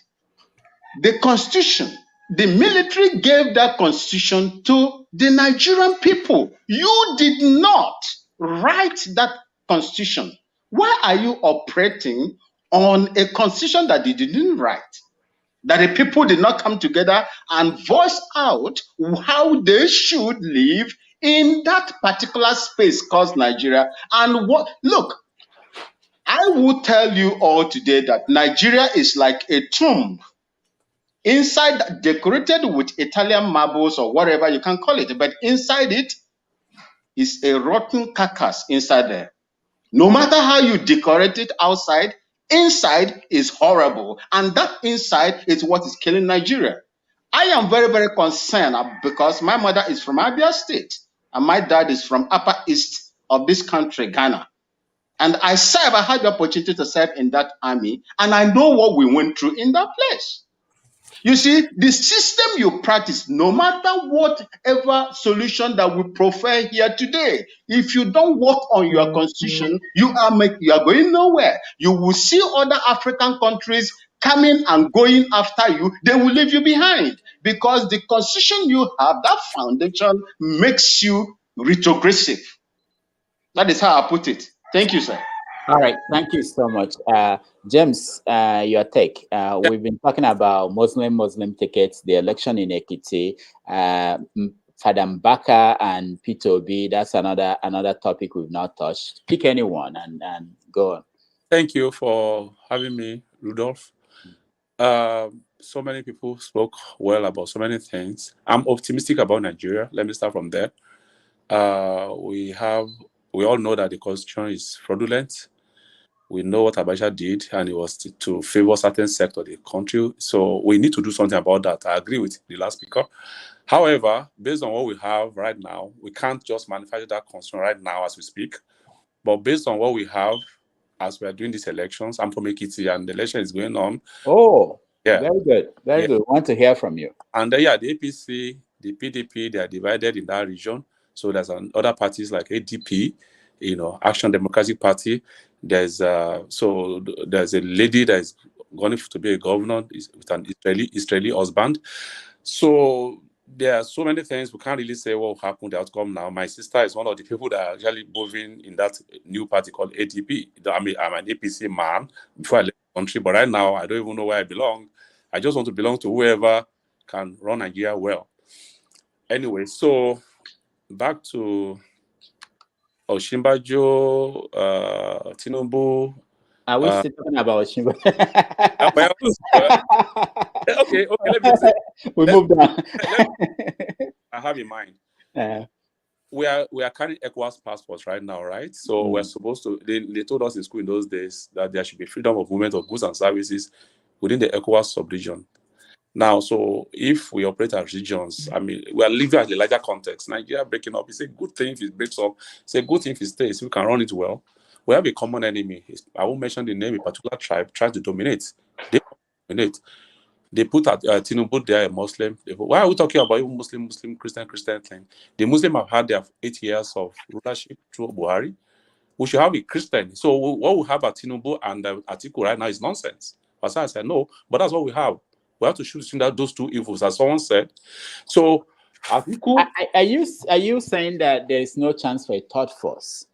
Yeah, I don't care who that is, whether it's Showore or P2B or. I know Showore personally from University of Lagos, where he did well in the student union and all that. But politics is more than that. Someone is tried as a governor of another state. He has criteria to prove that he did well. So I will go for Peter Obi any day. If I'm to choose between who can run well, yeah, fine. He's going to have like Fauci. When Fauci's first regime in Ekiti State, he was in a party and the house was controlled by another party, so he had a lot of problems. He couldn't move. Someone is that issue. Yeah. So if Peter becomes president, for instance, we support him with our money, with our prayers, it might have problem in the house because the Senate will fill with PDP and APC people. We are going to have less people in the Labour Party that will support his moves. Let me say this. I'm not supposed to be neutral, but let me say this so that people who say this exactly what you just said. I know we've had that before. It happened in France. It happened in Italy, in several other countries. Even when P2B was governor of Anambra State, when he won the election, he didn't have his party members in the House or in the State Assembly, and he was impeached twice. So what I'm saying is that it's not that it's something that has not happened. We shouldn't say because. If somebody wins, it says Showore wins, and Showore has nobody in the Senate or in the House, that nothing will happen. Sorry. Okay, you can go ahead. Yeah, so I agree with you, but despite that challenge that he might have, I'll still based on what we have right now, I'll still throw my weight behind him. Let's just get there if we can let him, and then let's see how to go about the challenges I might have. Atiku is a Fulani man. Why would I go for another Fulani man? For crying out loud, we know what the Fulani agenda is about Nigeria. They want to grab everything. It's not just about the West, not about the East. The Mexicans in Texas, in America, they're not cooperating with the blacks to have a say, to have a opposing force with the whites. They hate. Why can't Igbo and Yoruba come together and other tribes come together to face the common enemy and drive them out? These people are there. They want to shrink us. They want to divide us. Now we might have our own problem. We can come back to that later and settle those problems. But right now we have a particular people who wants to like choke us. Are we going to allow that to happen? So for me, anybody trying to vote for Atiku right now is just trying to destroy Nigeria further. He might have good things. I don't know his mind. I'm not God. He might have good things in mind. However, based on his attendance, he was chairman of the BPE. What did he do? He was in custom. What did he do? Tinubu did well in Lagos, fine. Peter Obi did well in another state. These are people who are likely, they have been tested, who are likely to help the economy a little bit because they are tested. Like Clinton did, he was a state governor in America. He became president and he did well. So Peter Obi and Tinubu seems to have likelihood support from me or from anybody who wants to put a president in power. All right. Thank you. Thank you so much. Okay, go ahead, Proud Libya. Go ahead. Sorry, I think it's my turn to say something. Sorry. I'm coming to you. I'll be quick. Anything. I let them have like a question or comment based on what other people said, and I'll come to you. Yeah, go ahead. Yeah. All right. So what I want to say is, in Nigeria, a person of 100 years of age can become the president, and we just queue behind them and go and vote for them. Say, for example, we say, okay, let people rally behind Tinubu and let him win because he's from the south. A Muslim that is not considered equal by the supposedly Muslim from the north, and then he gets to become the Nigerian president. What about his health condition? Say, God forbid, say something happens to him with the Muslim ticket. Do you see? These people are ahead of us. They are very smart. They are not fools. Then they're going to put someone there that is going to eventually become the North, ruling and over again. So we need to consider all those, put those in check. That's my perspective. All right. Thank you so much. Let me come to you, Ejikeme Ibe. Welcome to the show. Okay. Thank you very much for this opportunity, Dr. Damages Rudolph. I think I'll save my comment on the Muslim ticket for the last. Let me start with my response to what some of the panelists have said. Kulata, he mentioned the chances of Peter B and the chances of a third force that is not realistic. I get all that argument, and but I don't buy it for a second. That even if he wins, he's gonna have serious problems. I think I'm dovetailing also from a comment that Ovie made last week about the possibility of having no Labour Party member in the House. This is Nigeria. We make the comparison with America. Nigeria is not America to start with. This is Nigeria.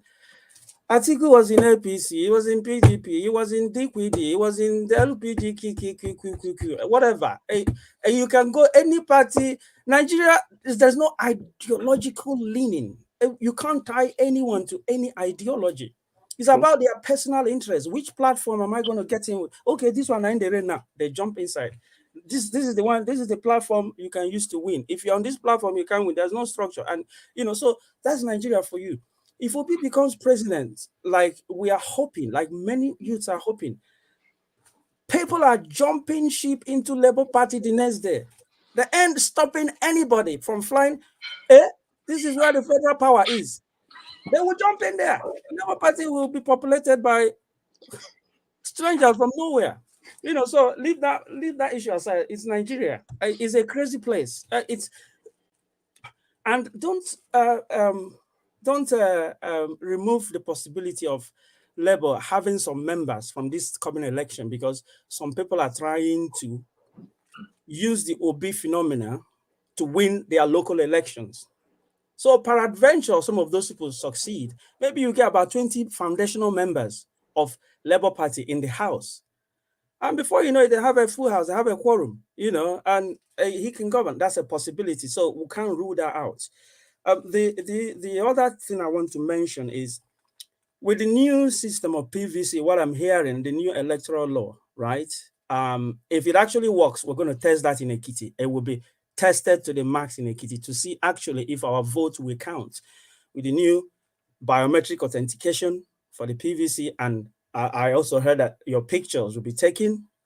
And if you vote twice and your fingerprint appears twice, your vote is voided, right? And without any of these authentications, you can't just manufacture votes. If, let's say, like they rig in Nigeria, if you don't turn up, they vote for you, and they make up the number for. So if you don't turn up, no one's going to vote for you because there is no biometric fingerprint and there is no picture authentication. So if that actually works, for the first time, we will have real votes counting, not allocation of votes. The other thing also, that may lift the skirts on the scam that is Nigerian population. Maybe we'll have a peek and see how that works out. See who is really the most populous area. We'll make these statements, cliches in Nigeria. Policy is a game of number. You don't have the numbers. Let's see who really has the number, and see whose vote counts. The other thing I want to mention is we talk about cannibalization of votes in the Southeast. Why would a vote for B in the Southeast be a cannibalization? I don't know how that happens. I don't know who is getting the impression that PDP has the Southeast locked in. I mean, like they have the votes, like the Democrats have the votes of blacks in America, no matter what. They're just going to go vote Democrat, no matter who's on the ballot. The Southeast is not like that. To be honest with you, the reason the Southeast has been voting PDP is that APC has not provided any viable alternative to whoever PDP is providing on the ballot in any election federally. Let's look at it. All the elections we've had, PDP had always had the better candidate that actually represent the interests of the people there. In terms of Buhari and Obasanjo, who are you going to vote? Buhari? Buhari took Okadibo. No, why? He took Umezuke. No freaking way. Why are you going to vote Buhari in as a president? For what? Look at what he unleashed eventually when he got in. It's mad. So, and you have Buhari against Goodluck. You're not going to leave Goodluck and vote. It's not because it's PDP. No, nobody ties the Igbos, to PDP. It's the candidates we're looking at, and we're assessing them and say, no, even if you take my mother as VP, I know the VP is a spare tire that will never be used unless the main tire has a problem. You see, so now let's leave that matter aside. Now on the Muslim ticket, I'll try and be very objective in this because I have my candidate. I don't want to help Tinubu, who is not my candidate, but I see the problem he has. He has two problems. Devil you do, devil you don't. If Tinubu chooses a Christian, right, it is an excuse that the Northerners are looking for not to vote him, to not them vote him, because they will go and vote Atiku, the Northern Muslims, okay? He has a very big problem, and I don't know how he's going to solve it. But if he goes, okay, I'll balance this ticket, and he chooses a Muslim, right? The rump of the Middle Belt, they're not going to vote him, right? The rump of Christians in the North, they are not going to vote him at all. You see, so it's a big problem. And if I'm to advise him, I would still say go for a Christian. If I'm to advise him, because the Muslim North are not going to vote him anyway. They will vote for Atiku. Mark my word. They will not vote him anyway. So, and the audios of Kalu stomach infrastructure arguments, anyway, I believe is that Tinubu's wife is a Christian. It's just, I mean, it's plain stupidity because when has the wife of a president run the country? He said he's already a deputy president because he's married. Tinubu can marry another wife tomorrow. He can marry a Muslim and make her his first lady. That one is not even. It's just a political statement. And all Jose Carlo is talking about how he's going to ingratiate himself back to Tinubu because he ran against him or he campaigned against him during the primaries. So don't listen to Jose Carlo. The vice president doesn't even have influence anywhere, but they're looking for how to win an election. All right. So. All right, Educate, thank you. Let me go to James has a comment, and then I'll come to you for fathers. Go ahead. Unmute yourself, James. Thank you for having me, Rudolph. My concern now is Atiku seems to be a big contender in this game. What do we do using our social media prowess, using our money, using our prayers to undo him? We shouldn't have another Fulani man to take over from Buhari. Besides, the man is known to be corrupt. He doesn't even hide it. He will say he will send Nigeria to his friends. Is it a bad thing for my friends to make money? He says it on the air. He doesn't see anything wrong in it. He did that in customs. How can we have another? Atiku, well, is kind of careful. If you are interested as an individual in money, just making money, get close to Atiku, you become rich overnight. He doesn't even need to know you. It makes I know a few people has made rich like that way, but is that the way to run a country? That the way to good point. Good point. Okay. Question we should focus on how do we make sure if Peter Obi gets there or Tinubu gets there, that may be a little plus. That may be some plus for Nigeria. How do we make sure that he doesn't get there? Because the North is going for him. Let's not be stupid. That's what but the North wants. Hold on, Janaba. Hold on, Janaba. Let me go. This is what I would do. I know everybody wants to comment. Okay, Janaba, I'll start with you, then Ovi, and then. Okay. James James is saying that allowing Atiku to come in and compare with. I mean, you have the right to compare on his choice, and we all have. This is have your say. Atiku or Tinubu is all. There is no difference between Atiku and Tinubu.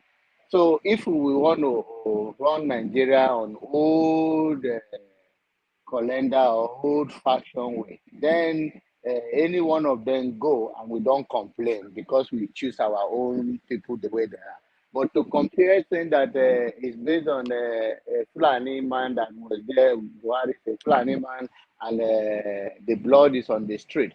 The politicians, what they do is to create a chaos and confuse the people. We don't even have security system that give us the real people that is doing anything that is going on in Nigeria. I'm not supporting that people or I'm not supporting Tinubu, but the notion that we have a security system, we don't have Nigerian police force, we don't have other security agency. Who did I tell you that responsible for the killing of Nigerians? Did I tell you all of them is about Fulani henchmen or bandits or whatever you call?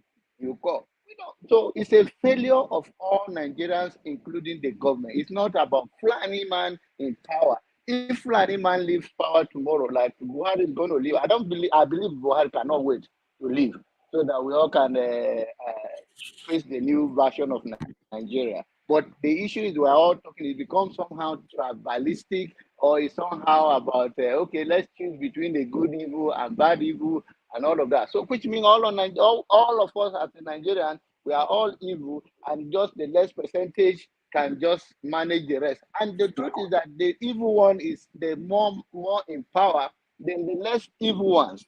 So Okay, we'll see how it goes. All right, Janaba, thank you. I need 2 people to volunteer to give room for other people. There are some who are trying to get here. Yeah, go ahead. I'm going now. Okay, go ahead. Say something. Yeah, I'm going. Oh, you're going. All right, I'm just gonna say for me, initially about 3-4 years ago, I wasn't really interested in politics, but because of what social media has made things easier to access now, so seeing things that are happening in Nigeria, I'm heartbroken that I don't even trust any of these people to vote. So that's why I call myself proudly Biafra. Biafra. Oh, now Yeah. we know the name. Yeah. That is it. So I prefer to go by that name and continue to represent. We're still inside Nigeria. So if Nigeria decides to treat us well, make us an important part of that country, then I will feel proud to call myself a full Nigerian. Otherwise, until then, I am proudly Bian. Thank And you. take care, everyone. All right. Thank you so much for joining us. Thank you for having me. All right. Ovie, Yes. you want to say something? Let me see. Let me try and tie Ikola first question to Kulata and then respond to Joe Bodies. Kulata has a question. Why is it that if any outside of these two big parties raising her with, would they try talk under just like what Kulata is trying to do? I'm sorry to break your bubble. That is how the political system is set to operate. If you pay attention, even the one of American political system, when the owner of Starbucks wanted to contest, then the two political parties, they look at where this person votes, how does it favor us? It's a game.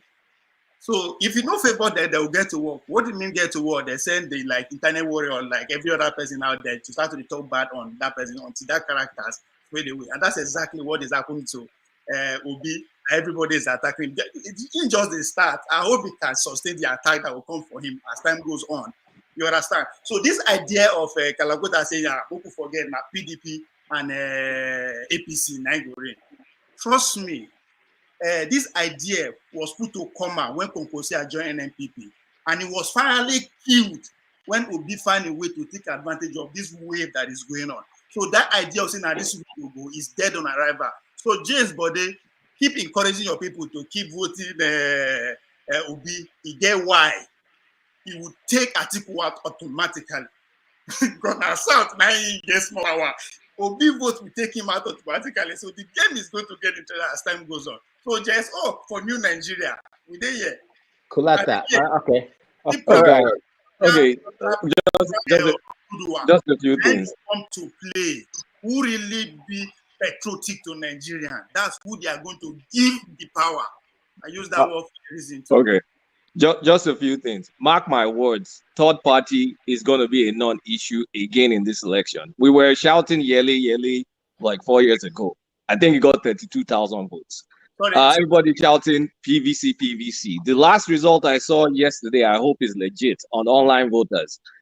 Obi that will have like the Southeast going gangbusters.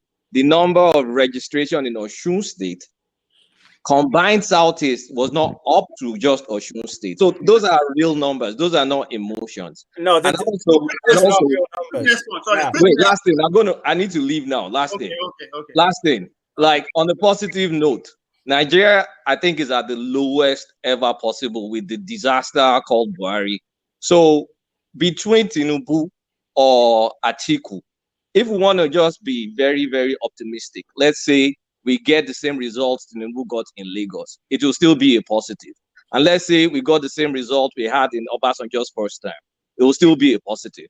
It's never going to be ideal because it's a popularity contest. And every one of us needs to acknowledge the numbers are in the Muslim north. And that will always represent us. They are not cheating. They just have the numbers. With this, good luck to everyone. Quick response, please. I know if we talk about third force. I see you are so confident that these two parties. Today, if the talk that is going on between NNPP and Obi fall through, that will change. The game is over already. Again, make I tell people where they line of vice presidency within that southern region that will give these two people for their money. Tony Elumelu is on the question mark. You understand? Peter Obi as an economist is on the question mark. There are so many people that if they agree to join, even we can agree to join people today, the game is over. So the idea, now you finish with something that I totally agree with you, that our numbers is in the north. You just said it. Who is going to take the north? We actually extend the election to the next round. Who is going to take the north as we speak? Good luck to everyone. Okay. All right. Thank you so much, Kulata. Thank you. Let me come to you, Alaro. You just joined us back. Welcome. Thank you. Thank you very much. Good to be back. Hold on. Okay, I missed forefathers. Forefathers, welcome to the show. Unmute yourself, please. Forefathers, we can't hear you. Can you hear me now? Okay, good. Yeah. Hear me? Yeah, my mic is going up. Yeah, thanks for having me, and greetings to members there and the chat. The issue about Peter Obi, from what I see, it seems like a good enough fella, but my perspective on this is slightly different from the way people look at these things, because for me, I don't think we should be gambling our future on the what do they put it, what are two evils, or whatever they call it, because I think the people should understand that the power is in their hands to decide. It doesn't matter who gets there. And Peter Obi is a nice enough person, because if you think about it, compared to the other two, they are a lot older, and they have reputations that are not always flattering. Peter Obi himself, with his Pandora paper and all this stuff, we have to be careful about, acting as if these guys are angels. We never thought they were angels, and the truth is, we are going to get one of them, one way or the other. And what we have to do is make our peace with that and understand that we have to take the power from these people. If you don't do that, you're just gambling the future again. And I don't have the patience, because Nigerians are tired of being overseas, traveling all over the place, being exhausted in their country, suffering all kinds of craziness that I can't even start explaining. And you hear how people talk about the country here. That needs to change. We have to look for a way to take power from these people. But if I'm to say something about Peter Obi being from the Southeast, he reminds me of, to an extent anyway, what Obama did in America, where he turned from just an individual to a symbol.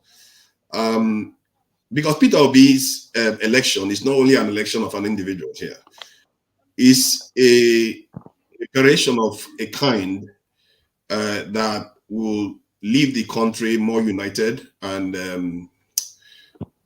better off for it, I would say, because for once, the Southeast will start healing from what has happened in the past. And I think, that counts for something. That counts for something. I don't think any of the other guys can ever do anything like that. And on the contrary, what they represent is the old guard, and that is terrible. The article represents another Fulani in office that could have continuous rule for 16 years.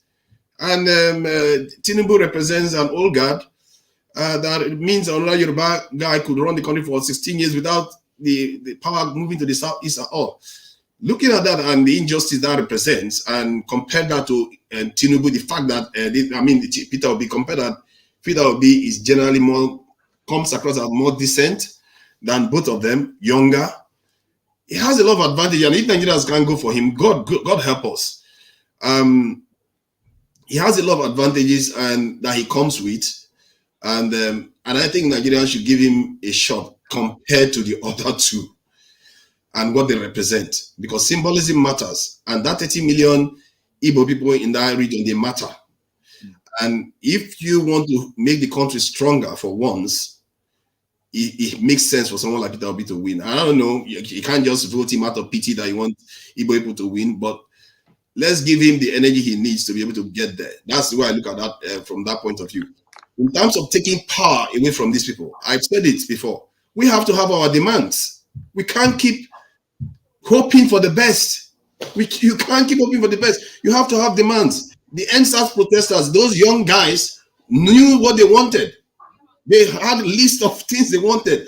And when we have demands, then the leaders will have a kind of covenant with the people when they get into office, that these are non-negotiable, that you have to do when you get there. We have to have that. And I don't know what kind of body needs to do that. I don't know how the NSAS are able to manage that kind of stuff. But if they can manage it to get rid of a police department, how can we not manage it for electing a president that will run us for the next 8 years or so? So I think we have to, and that gives us assurance that we are not putting a bet on a dark horse that we don't know what could come out of it. I really think we really need to understand that we have the power to do these things. Like when it comes to security, I've had Peter B talk. I'm not very convinced about him. I'm not very convinced any of them on security.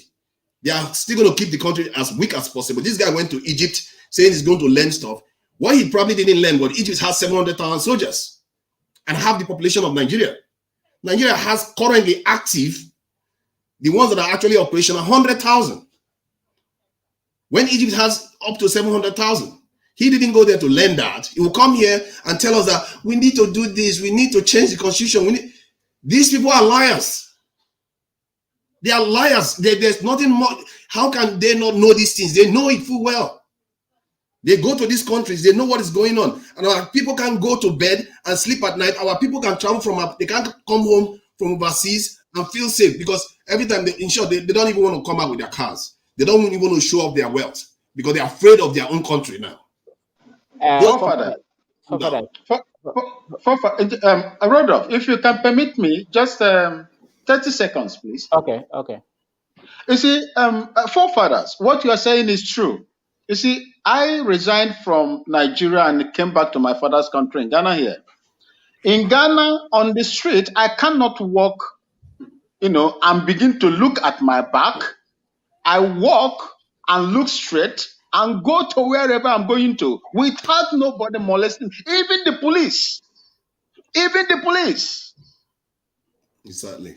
One funny thing in Nigeria is this: abnormalities has been grown to become normalities in Nigeria. That is what is going on. And when you look, the worst part of it is this: these crazy politicians has made it so possible for themselves to even groom their words. They've groomed their words to take over from them, to continue in perpetuity the marginalization of the common man in Nigeria. And Nigerians are not taking those into recognition. Yeah. In Ghana here, how can you develop a nation for over 60 years? You don't have electricity. Here in Ghana, for the past 1 year, 6 months, my light has not blinked. And when it blinks, they will call you and beg you that this is the problem we have. Nobody does that in Nigeria. You have noise pollution. Apart from political, instability in Nigeria, you still have noise pollution.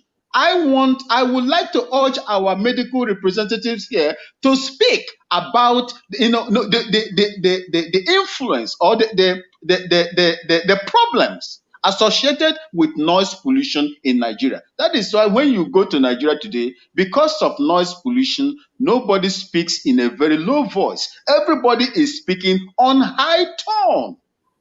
Yeah. Because of the gen sets. You cannot speak as a normal gentleman or a gentlewoman, but everybody speak on a high note. That is one of the health implications of noise pollution, especially from gen sets. Here, I cannot do that. If you look at what I want Nigerians to learn, not if you begin to compare Nigeria with America, you are making a very great mistake.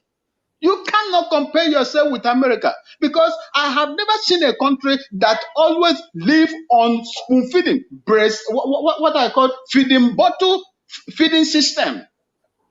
It can never work. It is only a time will come when you will not have nothing to share anymore. You won't have nothing to share. And these people that have looted you, that stack their money abroad, some of them are even coming to Ghana now to put their loot here. Yeah. They are buying properties in Ghana. They are doing all sorts of things. I know of Nigerians that have bought properties in Ghana because they don't feel safe in Nigeria. Of course. We can't keep living like this. And our people really need to understand that it's up to us. Because we can't, our Nigerian soldiers, one Nigerian soldier now, as it is, has to defend 2,000 citizens. I don't know whether you know how it is. If 100 people are standing in front of you, imagine that times 20. Mobs. That's what one Nigerian soldier has to defend. And people don't give them enough credit for the job that they're even doing. We are paying for the security. That's the security we are getting right now is what we are paying for. I'm even surprised it's not worse. Because no other country does this. 200 million people, you expect one soldier to defend 2,000 people. It's impossible. And all these politicians, they know it full well. They are running our country like a kindergarten, like it's a toy to be messed with. And people blame Buhari. The problem is been there from the beginning. It's like termite has been eating at the wood for a long time. Then when the whole house collapses, that's when you blame the person. Nobody bothered to check who didn't do their spraying and all the rest. Nobody did it. Nobody actually did their due diligence. It's not Buhari. The problem has been there from the beginning. Nigeria has never been founded like a proper country. And when the young people, if they really want to take their country back, they have to start making demands that are non-negotiable with their leaders that are going to take over. I don't know how it's going to be done, what vehicle is going to do it, but I know young people were able to do it with NSAS. I don't see why we cannot do it with presidential elections. Because then it doesn't matter who wins. Because if they want to win, they will know that this is what they are going to be meeting. This is the demand they are going to meet. And we have to have a common this in goal. What we want. We want security. How? We want to recruit more soldiers, so be it. We want to recruit more police officers, so be it. If we want electricity, this is how it needs to be done. We want an emergency budget, an emergency measure to supply electricity to all the cities that already have national grid, because the price for this mobile power plants are not that expensive. This our country can afford it. Even if people can contribute to it and pay for those emergency mobile power plants if they want to. If you, I can tell you right now, the truth that I know is ridiculous that we don't have power today. It's ridiculous that we don't have power today. Hold on. It's almost a sin. It's unbelievable. Forefathers, hold on, okay? We have to let 4 people to go. We have a lot of people who are basically waiting for 2 hours. We've done 2 hours, and more people, they want to join us. So I will give... Dr. Damages, I'll volunteer to go. Oh, thank you. I'm a co-host with you. Yeah, you are. I know. I can always call you when nobody's here. I can call you. Thank you so much. I appreciate that. James, Rodolph, I will go after him. I will go after him as well. Other people can have their voice. Okay. But this is what I have said. I'm going to say this before. This is what I have said from the beginning of this show we are talking. I say even Jesus Christ, if he come to Nigeria with the structure we have in place, he will not do much. Jesus has been there in the West for a long time anyway, and the other side of it, there is other man that represents them. But nothing works in our society because of the structure we have and because of the way we think. Power belongs to the people, is America and other developed countries. Power does not belong to the people in our country. Like somebody said that this is Nigeria. If Peter Obi wins, now Guy B, it will change all the APC to PDP to Labour Party, not Nigeria. So, but the point is that let all of us continue to speak to this power, and we pray and believe. Prayer is a way we say in Nigeria, it's a cultural way, but I believe in Okija. When I see him next time, well, I don't know how he do his own, whether it's through prayer or what. Thank you so very much. Thank you, Janaba. Thank you. I appreciate you. Okay, go on, Vince. Thank you, my brother. You see, there is nothing prayer will do in Nigeria. The Bible I read says, "With faith without work is in vain." If you look at Israel today, Israel, I don't think if there is any country that is as religious as Israel, Christians go on pilgrimages there. They are fighting war today. They are producing one of the best weaponry that you can see in the world today, that they can engage you and even stop your own missiles from landing. They have it. In fact, when I had my course there, that was 1999. When I went there for my course, I saw what these people were doing way back 1999. That was when democracy returned to Nigeria, 1999, when Obasanjo took over from Abu Salam Abubakar. And you go there, you see what they do. Nigerians, it's up to you. Vin, and you only saw the things they showed you, not the things they did not show you. Come again?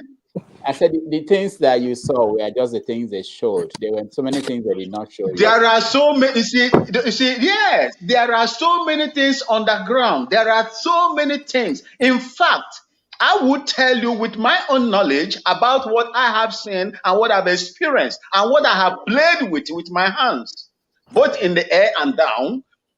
I would tell you that when you look at anyway, it's not something that will. No, it's okay. It's okay. It's okay. Vin, let's next time we're going to good, talk sir. about. Good. For just I would like to advise Nigerians, please take back your country. If it is P2B, these two people, these great grandfathers that are coming, that most of the youths are running after today, Atiku and Tinubu, they have been there since 1999 or even before. They have never given you anything. And there is a man, I'm not campaigning for him because my problem is the structure, the foundation. If the foundation is faulted, what would the leader do? That is the thing. Let's see if there is a way that you can get a man that has his integrity intact to rule you, to lead you to lead you, and see if there are ways he can use his presidential powers, his executive powers, to make some certain changes in that foundation. If not, Nigeria is designed to fail. Thank you, sir, and God bless you. Thank you so much. We appreciate it. Go ahead, James. Yeah. So thank you. Vine, I was in Ghana. Oh, God, the guy is gone. Well, I was in Ghana twice. My first time of going to Ghana was out of. I met a Ghanaian man, and then he invited me. He lectures in University of Kumasi. So I was in Accra. I was in Kumasi. Then I was so impressed with what Ghana. Way about 9 years ago, I took my dad there, my old man, to Ghana. You know, my second visit. So he was right. Ghana is peaceful. You can be on the street in the night, nobody, no police, no harassment, no thief, no. It's not a perfect society, but it's a lot better, a lot of peace. You can smell peace in the air. I came back to my country. I went by road, and then at the border, some 3 vehicles were coming, and one guy was opposing them, and he was having a rod in his hand, telling the 3 vehicles to reverse for him. You saw madness and craziness. Immediately, I go back to my own country. Now, that does not mean I don't love Nigeria. We also know that Nigerians are very, yes, there's no solution, I agree. Even here, when we go to America, people say aggressive everywhere, that Nigerians are aggressive. We want to shout because we para. Nigerians para a lot, you know. So you have to take us time to calm down. So we need, all these things are boiled down to leadership. Nigerians also are very responsive. When they have a good leader, a honest person, everybody goes that way. When they find out that the head is damaged, the head is bad, not Mr. Damage this time around. When the head is bad, everybody goes the bad way. So Nigerians are waiting for a role model to lead them. So we might have the best person in Peter Obi. What do we do to get him there? As I said, Tinubu and Atiku, they are all old politicians. Why do we want these people? It doesn't matter whether Tinubu is a Yoruba man, I'm a Yoruba man, it doesn't matter. It doesn't matter whether Atiku is a Fulani man. I don't even know why a Fulani man should succeed another Fulani man. That's my point. However, but the North has the sentiment of, okay, Buhari tried many times, he failed. In fact, he cried on TV, and eventually they gave it to him. So there's that unspoken about sentiment for Atiku. He has tried many times. This is his last chance. He's getting old. Let's make him president now. If we don't rise up now, that guy could be, and I don't know, it might actually be for good or for bad. It might work against the Fulani that invaded Nigeria. It might work for them. We don't know. We don't know his mind. So we need to look at his antecedents. What's his implication of voting another Fulani man to power? I'm not a tribalistic person. My first child mother is not from Yoruba land. I've been to 32 states in Nigeria, in the country. I've been to Ghana. I'm now in the US. I don't have sentiment for tribe. Who is that person who is ready to do the right thing? That's the point. So that's what we should focus on. We should talk about solving the point, like power. Vin said something about power supply in Ghana. Yeah, it blinks maybe once in a while, but if it blinks for a few minutes, they bring it back. In the past 10 years, Ghana didn't. We can almost say that Ghana didn't have. We can say that Ghana has undirected power supply for about 10, 15 years now. So if Ghana could have it, what are we doing? We call ourselves Giant of Africa by name. Thank you. Yes. Lastly, South Africa has excess power supply. What are we doing to leverage that? And we help them when they have problems. So nobody's facing the problem. HDI, Human Development Index, 3 criteria out of many. Most important: income, education, and health. Who is the leader who wants to do income as an employment? Which of the leaders are talking about employment in Nigeria? Nobody's talking about employment. Graduates everywhere. Nobody's employing them. No, Tinubu wants them to go to the military. Forefather, you were talking about. Yeah, they should be doing that, because that's employment for one, and then they are keeping the country secure. Ghana, let me just say something about Ghana. Ghana is basically living on the wind and the prayer right now. That country of 30-something million has got just about 15,000 soldiers. This is the problem I'm talking about, that our countries, black countries, have issues. They don't seem to understand the importance of security. They are relying on their former colonizers to secure them. And hence, why would you rule your country for your people when you are relying on some other person's security infrastructure? In other words, another woman's husband. Are we not men? What kind of countries are we running in Africa? 15,000 soldiers for the... Come on, man. People, if we don't take it seriously, this is going to be our end. This is going to be our last days. Because these people that are outside there, they are not playing around. They don't... look at their numbers. They don't play around. We have new people joining us. Kalala, let me hear you. Yeah, say something so that we can give room for new people to join. Go ahead. Well, okay. Before I volunteer to leave, I just want to add to the speakers who have been saying something about Peter Obi. I still believe Nigeria has a lot of problems, and we can look at it from every angle. But there's a reason why every animal has a head. So we cannot look over the fact that we don't have good leaders. That is a major part of the game. So I would want to join everybody who has looked at saying Peter Obi should be the next man to lead, because from the other two candidates who are there, if we are talking about merit should be our stance of looking at things, rather than religion, rather than ethnicity, rather than sentiments, or just to look at facts, as you will mark any other student. Then Peter will become top.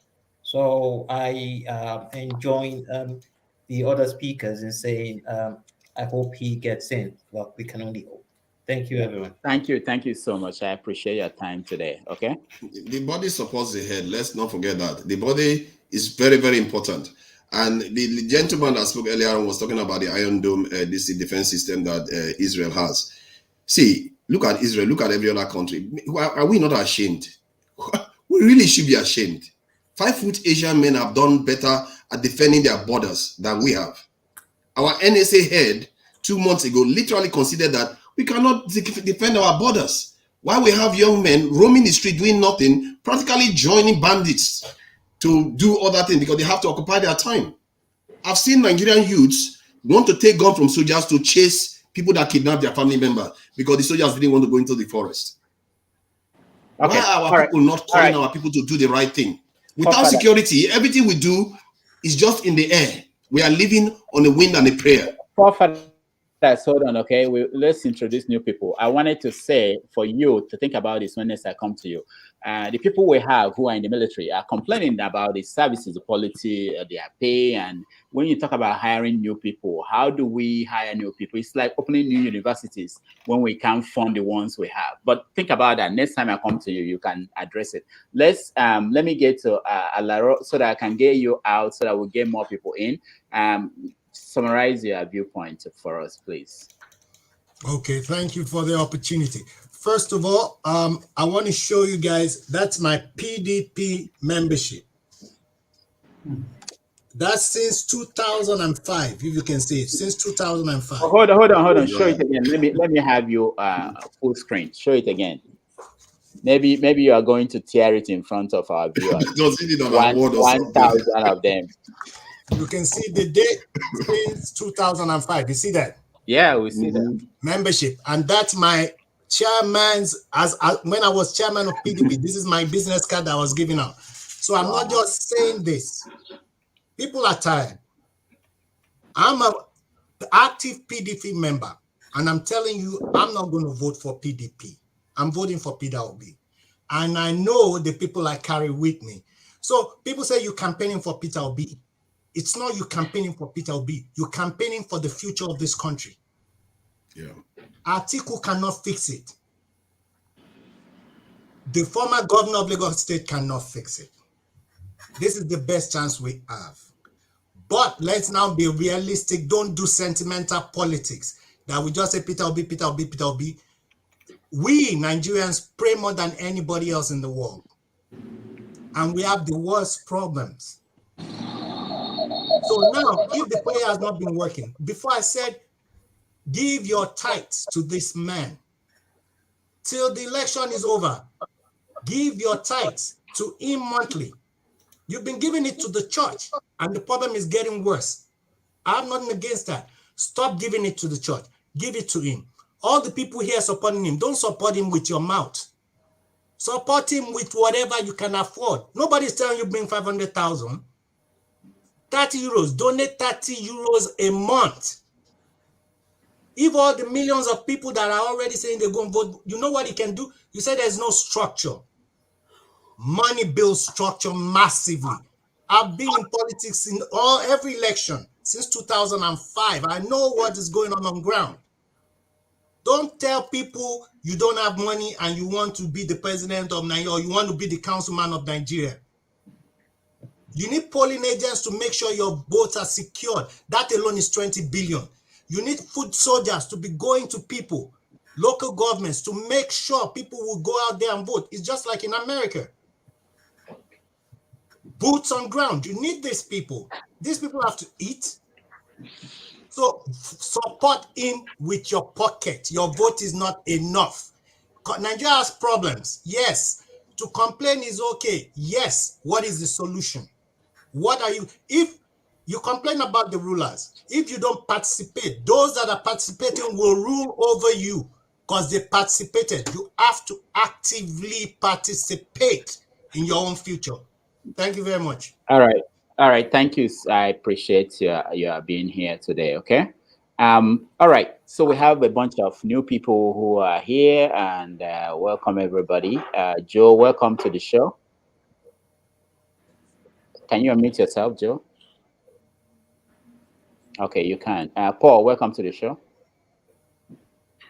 Thank you. Good morning. Yeah. Larry, is it? Oh, yeah, Larry, he's been here. Jude, welcome to the show. Thank you. Okay. Basil, welcome to the show. I thought you forgot about me. No, let's start with you because I saw a statement. Did the World Igbo Congress issue a statement? Okay, maybe I'll welcome myself. Oh, Jude, I'm coming to you. Before all these ones. I'm so sorry. Jude, welcome to the show.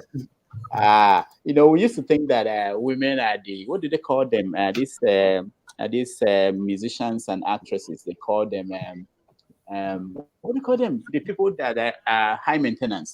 But it looks like our guys are becoming high maintenance too. Diva. So diva, yeah, I have a lot of divas on this show now. But still, let me go to World Igbo Congress. I saw a statement issued. Did you guys issue a statement you signed recently? About what? We always issue so many statements. That depends on which one you are saying. There was one I saw recently, and I saw your signature. I said, "Oh God." Okay, all right. So, what is your take on that? Let's talk about. I know the people that are joining us. We discussed Muslim tickets. When I come to you, you can pick it up from anywhere. But there's something that we've not talked about very much. Mbaka and P2B. If you go to Mbaka's church, you can disclose before you speak. But still, what is your take on the reaction to P2B's entrance in this election? Thank you, my brother. You are doing a good job and bringing the information closer to our people. That itself is the highest of every contribution we can make. P2B in the work of Nigerian politics if you ask me, P2B is not going to represent Igbo people. That's the bad news. Okay, and we also would want anything that will end the emasculation of Nigeria. And our fear about P2B being there is you can't build a house on a wrong foundation. Okay, if P2B can perform miracle, our question will be, is Nigeria ready to allow P2B to perform the miracle? Okay, we have already built a house on a wrong foundation. All we are looking for now is the possibility of people agreeing that this foundation is wrong. Let us rebuild. If there's any other miracle that could happen, we are afraid that it will not be possible because the foundation is wrong. We are afraid, though, it's not that magic cannot happen. Magic could happen. But how far are we so tested with this problem that we are facing now? Are we going to be able to have enough people who will decide the fate of Nigeria, even under P2B? Or are we going to see P2B take over as something we will not sit and allow the same operators to ruffle P2B down? And we say, oh, you said you needed some people, because they are still holding us down. If you look at every section of Nigeria society, they have all taken away. So how is P2B going to perform this miracle? That's our question. Thank you. All right. Thank you so much. Jude, welcome to the show. Thank you. Take it up. You know, I believe you've been watching from any angle. Go ahead. Actually, I just started watching about some few minutes ago. I was having a class somewhere that I just finished. Well, for Muslim tickets, really, I don't know if that is going to work. Like my position has always remained that election is not going to fix our problem. The best thing for Nigeria is to balkanize that country and let everybody go their separate ways and start building from their various new country that will emerge. And that still remains my stand. But for this, I would say because of the enthusiasm, because of the new found enthusiasm among the youth and among the people of Nigeria, which to me is a good thing, that people are beginning to wake up. People are beginning to see what some of us have seen many years back, 30, 40 years back, that Nigeria, with the way it has been going for several years, for many decades ago now, it's not going anywhere. It will rather continue to go down. Nigeria, in fact, is like a plane that is, nose diving. And now we are almost getting into the ditch, So, and I don't know anybody that can bring back that plane from actually diving into the ditch and being buried there. Certainly no one.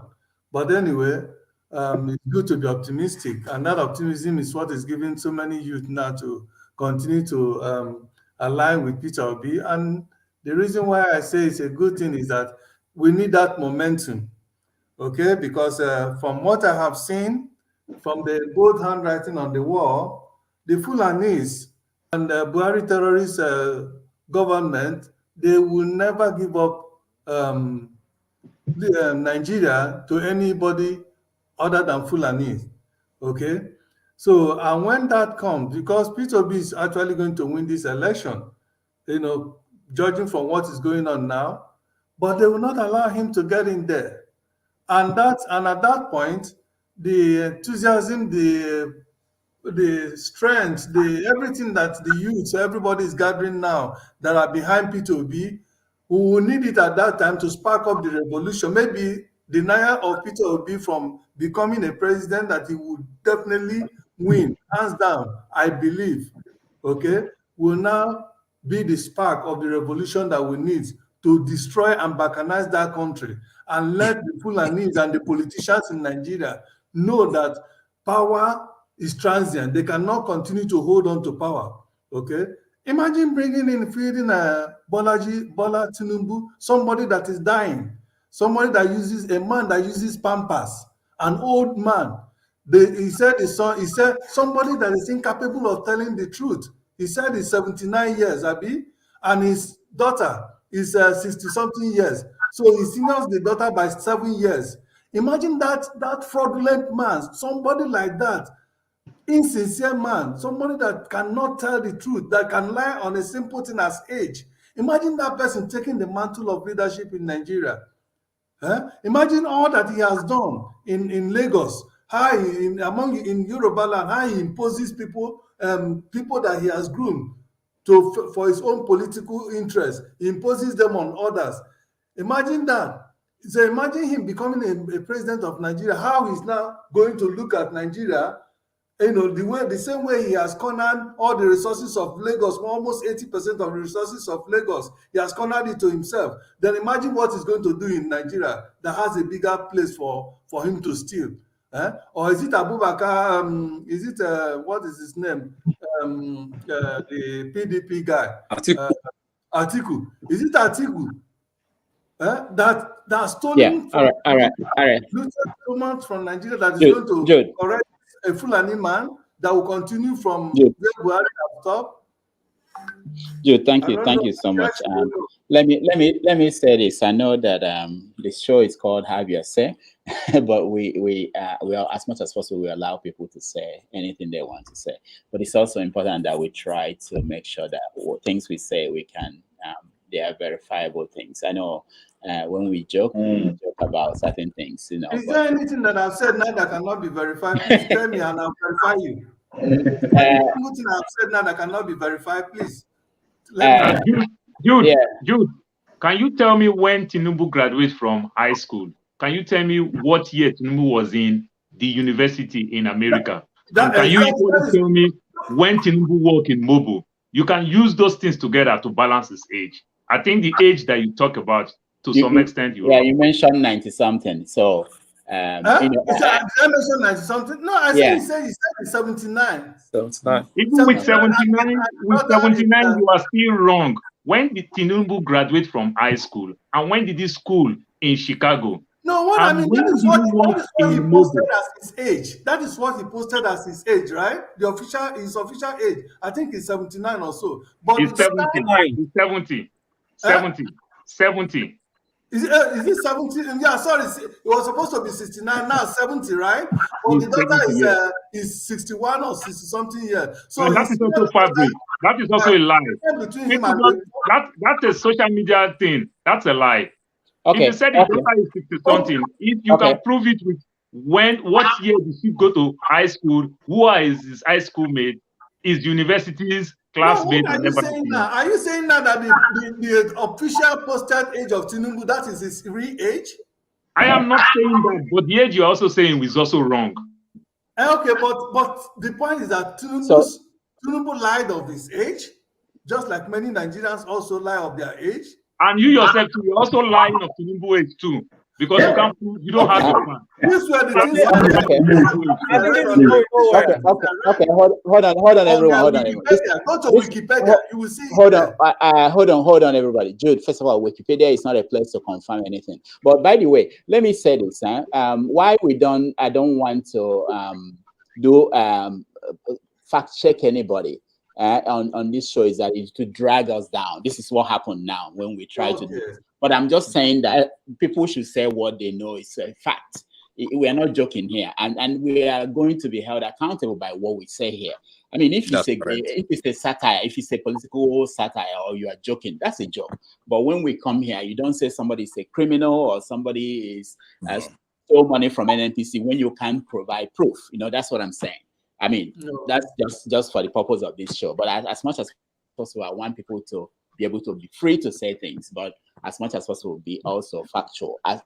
If you don't know, you don't know. You just say you don't know. Okay, go ahead, Larry.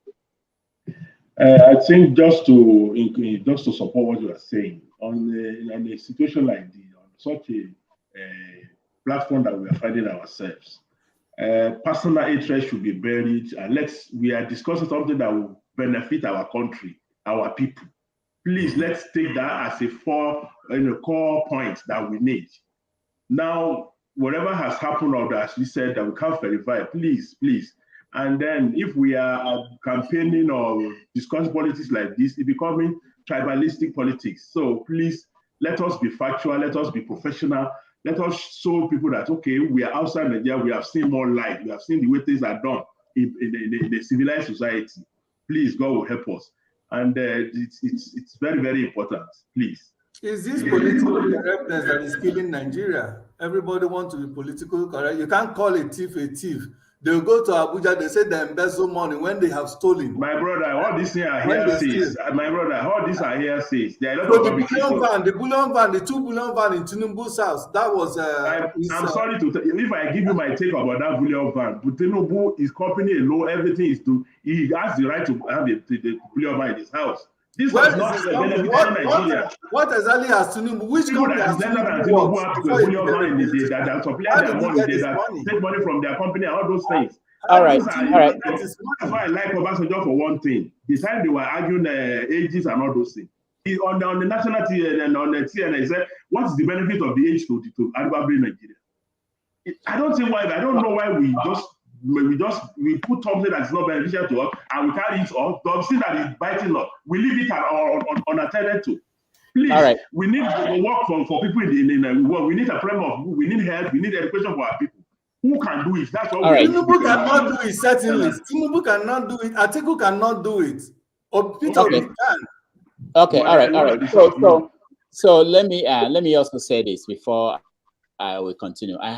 We must close in another 29 minutes. I am sorry about that for today. I was trying to get an alternative host to continue, but I couldn't. So in 29 minutes. So let's give room to people who are here to speak and hear from them. Joe, welcome to the show. Thank you, Dr. Rudolph. Let me quickly touch on a few things I've heard people talk about. The Muslim ticket or Christian ticket. I think when we talk about that, we are leaving the pagans behind because, again, they are Nigerians. We should also consider them. But in a nutshell, wait. You are touching something very important. Who are they? Remind us, who are the pagans so that we can help them, get them on the show. And do you want me to call their names or what? Yeah. Who are running for president? Joe is representing them. that will be for another day. Another show. Okay, go ahead. With a juju man, so maybe. Oh, that's true. You have a point there. Show it's talking about the traditional worshippers. I think our problem as a nation is that we have a systematic failure. And some of us, like New Nigeria, are referred to the US, but the US have a system that works for them that checkmate their leaders, but we don't. If we have a system, no matter who you are, and the system is in place, then that will help either Tinubu or if he succeed, or Peter Obi if he succeed, or Atiku. But right now, we don't have a system that will work for us. So anybody that goes in there decide what happens, and the senators who are supposed to checkmate are even just there doing nothing. We're only focusing on the president, but we're not even talking about those ones who pass the bill, who approve all the budget, who approve all the padding, all the borrowing that happens. Very soon now, China will be coming to demand for all the money we've borrowed. and the ones that approve those things might not be in the country. That's number two. Number three, I think we should appreciate Buhari to some extent. How do I mean? The bad governance of Buhari's government has given the youth the urge to rise. INEC said we have more youth that have registered for PVC this time around because everybody is tired, everybody is fed up. If Buhari would have done better, we would have just been relaxed, it's their thing and let them do their thing. But now that he has failed woefully and everybody is tired, everybody is rising now. I watched the video of some artists, Fast, Mr. McCrory and Kings and other guys in Lagos. If you see the mammoth crowd of the youth coming to collect their PVC, you would think is like a mega program in Nigeria. So this time around, it's not going to be the old way. And again, they have signed the electronic voting. Jojo, round up, please. Sorry. Okay. Yeah. So what I'm saying is, this time around, the election will not be the old way. And if they do not bribe or pay the youth to work for them, or if the youth do not allow them to be used by the politicians, we might have a new governor, a new Nigeria. But if we allow them to buy us over, it will remain the same way. Because it's the youth that they will use to carry out their bad deeds. Okay, Joe, thank you so much. I appreciate you. Paul, thank you, sir. Okay, yeah, Doctor, yeah, let me start with Tinubu, then move fast forward to Obi. Now, with Tinubu worked in Mobo. He came to Nigeria. Many people talk about Tinubu, that Tinubu did well in his time in Lagos. I can tell you to some extent that we can't fact check that very well. What do I mean by that? Remember, we are living from military to civilian. The military does not report anything to us. So what about if the military is taking everything? Let's say the military, they were making 14 billion and they report only 4 billion. Then Tinubu comes, say, oh, we are making 4 billion and I take from 4 billion to 11 billion. These are the things everybody see and said, Tinubu did well. We're coming from military. We can't fact check anything. They can't prosecute anybody about that. That is one. Then when people call Tinubu that Tinubu is corrupt, yes, he proved that Tinubu worked in the military. Rumor told us some of these things. We can't fact check it very well. When he ran back to the US, at the time, he even drive cab in the US. So how do you make a lot of money? You became a senator, though you didn't use your time as a senator before he fled to US. How do you come back from US and you say you make money from mobile overnight? It doesn't work. If you make a lot of money when you're in mobile in Nigeria, then you wouldn't have been driving cab in America. That is one. So we can fact check those parts. Then when it comes to Obi, we all live in the West. I believe nearly every one of us here, we all live in US, UK, and Canada. With one button, you can get your 10, 20 years tax return in UK, in Canada, and in the US, yes, which I believe. So when they also tell us that Obi make all this money, and Obi like to prove himself, go and fact check it. Let him also show us his tax return, how he also make his money in the UK before he came to Nigeria. Because sometimes these politicians, they overinflate their wealth, knowing fully well when they go in, then they're going to make the money to balance the paper. They do all those things. You understand? So when people say, Obi make money, Obi make money, Obi make money, let him bring his tax return. There is nothing to hide. If you make your money legitimately, bring it. I am challenging Obi the same way I am challenging Tinubu, because it is easy, because let's not use tribal thing to do all these things. It will make a fantastic Yoruba man that want to vote for Tinubu change his mind. It will make a fantastic Igbo man that want to vote for Obi change his mind. You understand? Because tribal sentiment will catch us up with everything. These guys, they're all the same. They don't know themselves. They know themselves at the top. We all know these things. We know these things. Then let me move to the other topic. The other topic, the vice president thing, and that we're talking about. I think the vice president thing with the Muslim ticket, it's just a game of politics. Tinubu want to take from Atiku's vote, knowing fully well. And one of the problems we have, I feel bad that John Abba left. The North Central, precisely, we are talking about places like Plateau State, Benue, and Kaduna, that we have more majority Christians in the North. They had a sleeping giant. They are very, very docile. I hate to say this. Because they suffer so much from the so-called Fulanis. But they don't do nothing. They accept defeat before the battle starts. That's why Tinubu can think like this. Because they don't vote. You understand? They don't vote. They are weak. They are very, very weak. You understand? When it comes to politics, they don't play politics. And people from the Southeast, they play more. They are very, very good with regional politics. You understand? Than do politics in terms of federal politics. I think this is the first time they are coming out. And I think we calculate it very well from his own end, understanding very well the way Obi is doing. That's why Atiku will go pick an Okowa. That may not really do well in Delta State, because Okowa, even in Delta State, is coming from a minority party. And Omo Agege, who happened to be the majority leader in the house, Omo Agege is doing very, very well. We haven't heard that Omo Agege now is trying to lobby the likes of Ibori to his own side so that he can take Delta State. And they have the money. Okay. They have the money. They have everything.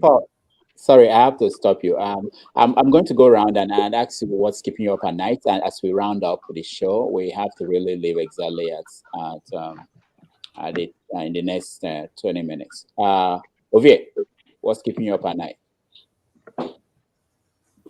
What is keeping me up? How do we get Obi to join our tickets? No, we didn't talk about that. So do you think there's a possibility that Obi could just accept to be Kwankwaso, your guy's vice president, or Kwankwaso accepting to be the vice president of Obi? What do you think is likely going to happen? Let's face the fact. His best chance at serving at the federal level is when he joined that ticket as the vice president. And if they join that ticket, the election don't finish with that. Which ticket? What are you talking about? Join what ticket? Obi joining? Ticket now? If you listen, you don't understand Hausa. If you listen to the brokers that Kwankwaso brought out, they actually asking that question. Say, okay, who is going to be the president? At the top of the ticket? What did he? He said, man, you have to compare them. Who is the biggest? And that's the thing. When you compare them, you see their track record. Everybody they shout, will be this. You compare them, what they see, then it's automatically he will be the president and will be the vice. But so I think wait. Are you saying that just like Wike said, there's no chance that Kwankwaso will be the vice presidential candidate of Obi? How a man that joined a new party, then on that how many days he took over one of the biggest voting region in the country, he took it over the southwest, that is the northwest, and it's expanded. I mean, you know, if you say making a step down for you now, it's not going to work. But again, I think that's where the discussion is here. How do you Obi is carried away with this momentum that he's getting? But let's face the reality. That one will get in that house wrong. That's a fact. But the talk is ongoing. But as I said, now what they keep me up a bit that if you agree to join the ticket, we have the upper hand at every level. Okay. Ovie, look into the camera and just say that Kwankwaso will never be the vice president of Peter Obi, if you are confident. Oh, yes, 100%. Somebody who is confident of taking the whole north as it is now, nobody will feel better for no. You can't make it step down for social media like me. No, it's not going to happen. We are saving this tape for you. Ejike Mabel, what's keeping you up at night? Unmute yourself, please. Sorry. Okay. I have a lot of relatives in Nigeria, and what keeps me up at night is the calls I get. They're asking for money because they don't have job, school fees, health issues, and also security, which dovetails into the problems they are having. So what keeps me up at night is the fact that in Nigeria, it's a country that has so much potential. There's so many bad roads in Nigeria that there is no reason why a civil engineer or road engineer should be jobless. There's a lot of need for health in Nigeria that no doctor or nurse should be jobless. There's a lot of security issue that no able-bodied man in Nigeria should not have a job being in the police or in the army. There's a lot of porous border we have. That there's no, and no one that wants to join the immigration should be jobless. You see, there's so much potential to create job, but it just needs someone to come in and tap that potential. And we're in a situation talking about this Muslim ticket as if and Christian Muslim issue. It wouldn't be an issue if we had a system that works where the powers are devolved. I lived in Manchester. I'll give you an example. I passed through Manchester International Airport a few times. And if you're coming in, you're seeing flags of the owners of that airport. They are the 10 local governments in Greater Manchester. I can reel out their names.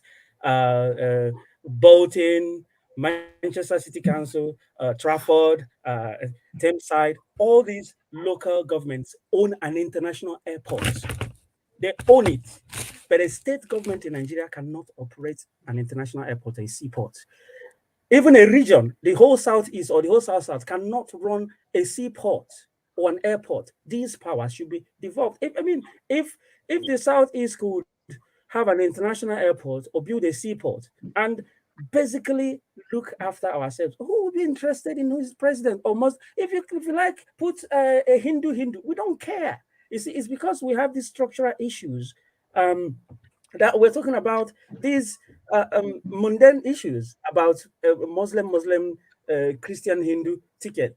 But be as it may, this is the situation we find ourselves. We have to make the best of a bad situation. Yes, the structure is bad, the foundation is bad, but if we can get an OB in who may try and do a bit of fence mending and try and make a bad situation better, maybe we could see, if we see what he can do with a bad structure, maybe we can then start having a discussion about how do we then fix the structure so that when the next OB comes, he has a proper substructure to work with. All right. Talking about let me have my last word, please. Okay. And you look at these candidates.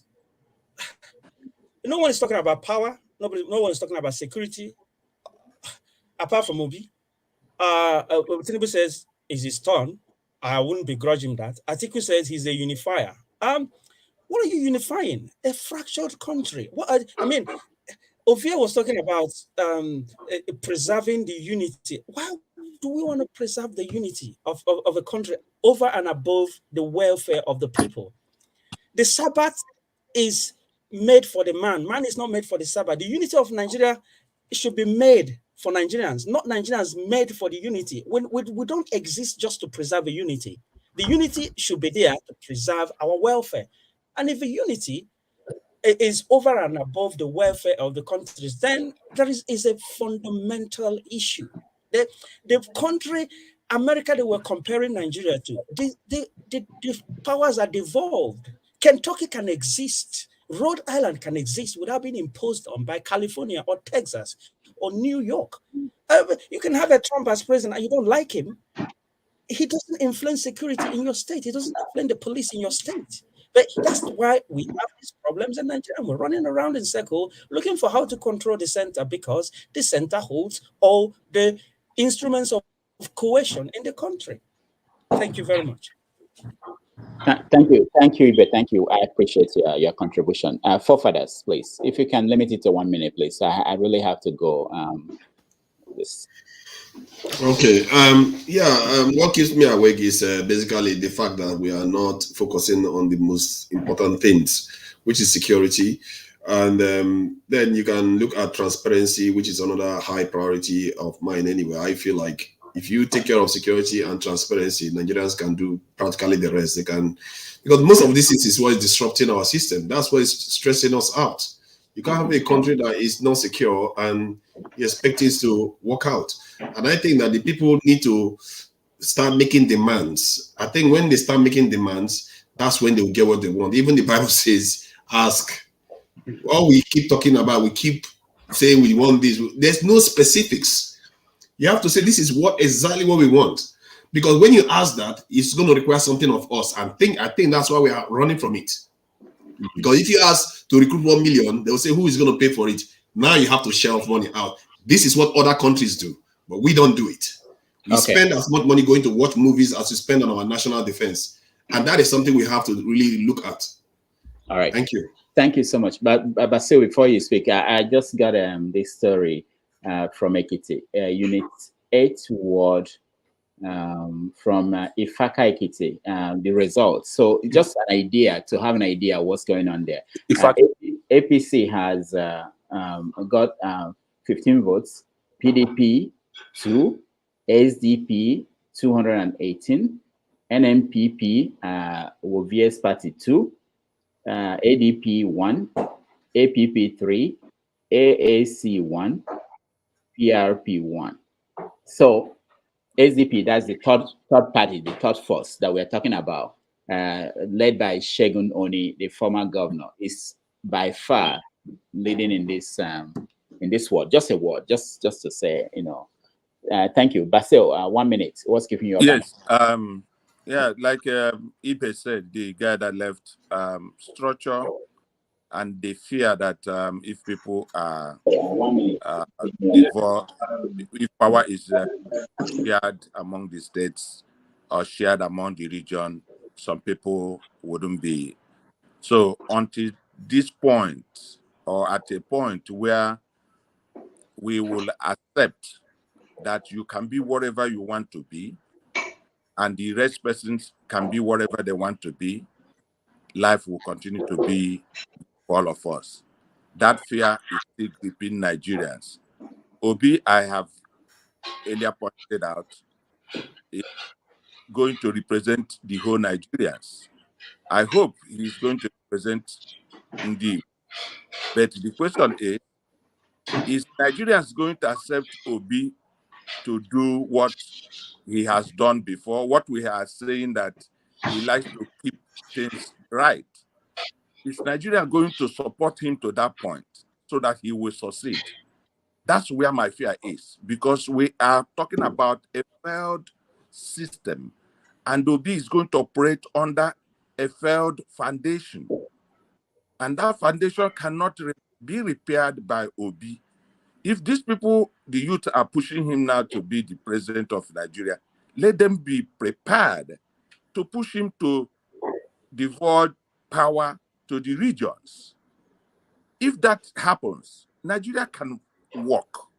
But without that happening, Nigeria cannot work. Tell anybody that that wants to tell us the truth, that Nigeria can only work if the foundation is today repaired or destroyed. Thank you.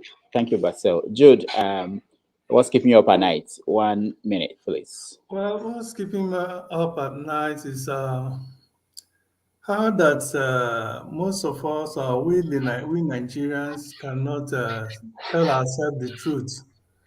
How that most of us will prefer to support evil, support something that is wrong, how we normalize the abnormal to become the normal.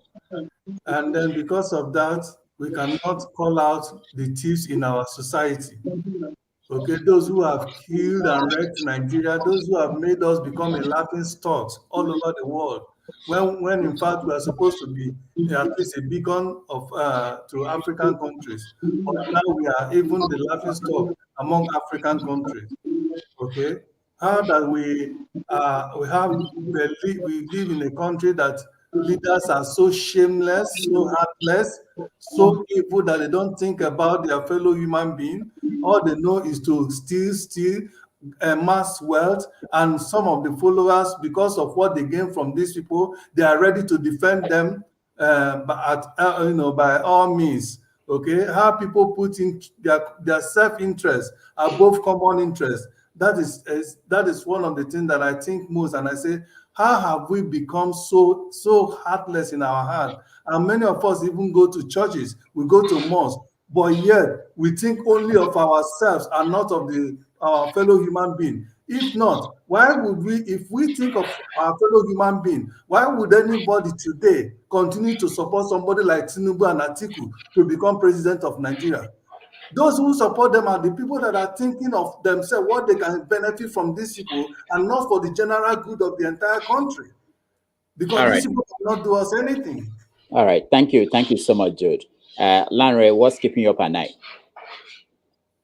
You have to mute yourself. Yeah, thank you. Well, my fear is the momentum now and the awareness that is building up.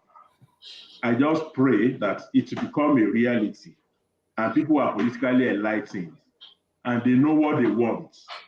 Not that people just build this momentum just like it used to. But if you flash back when pre-election time, people come out in different form, only just to make themselves known. And you see them campaigning for the political classes, working for them at the end of the day.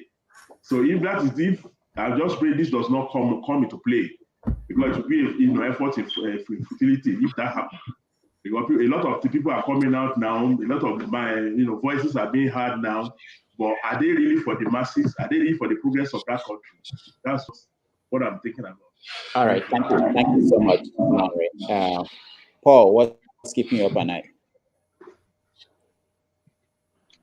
Well, Doctor, you see the way the Nigerian politics is going. Let me deviate a little bit, say my mind about Father Mbaka. So the Father Mbaka thing, it's a laughing stock. And you can see the way our religious people think. And the way our religious people think, that's how they're wired. And these are one of the things that makes the country don't work. I lost my brother some weeks back, my younger brother precisely. I am not the type who is so strong with this church thing. I don't do anything. It's a pastor, he's junior to me. And he had a car accident in Delta there.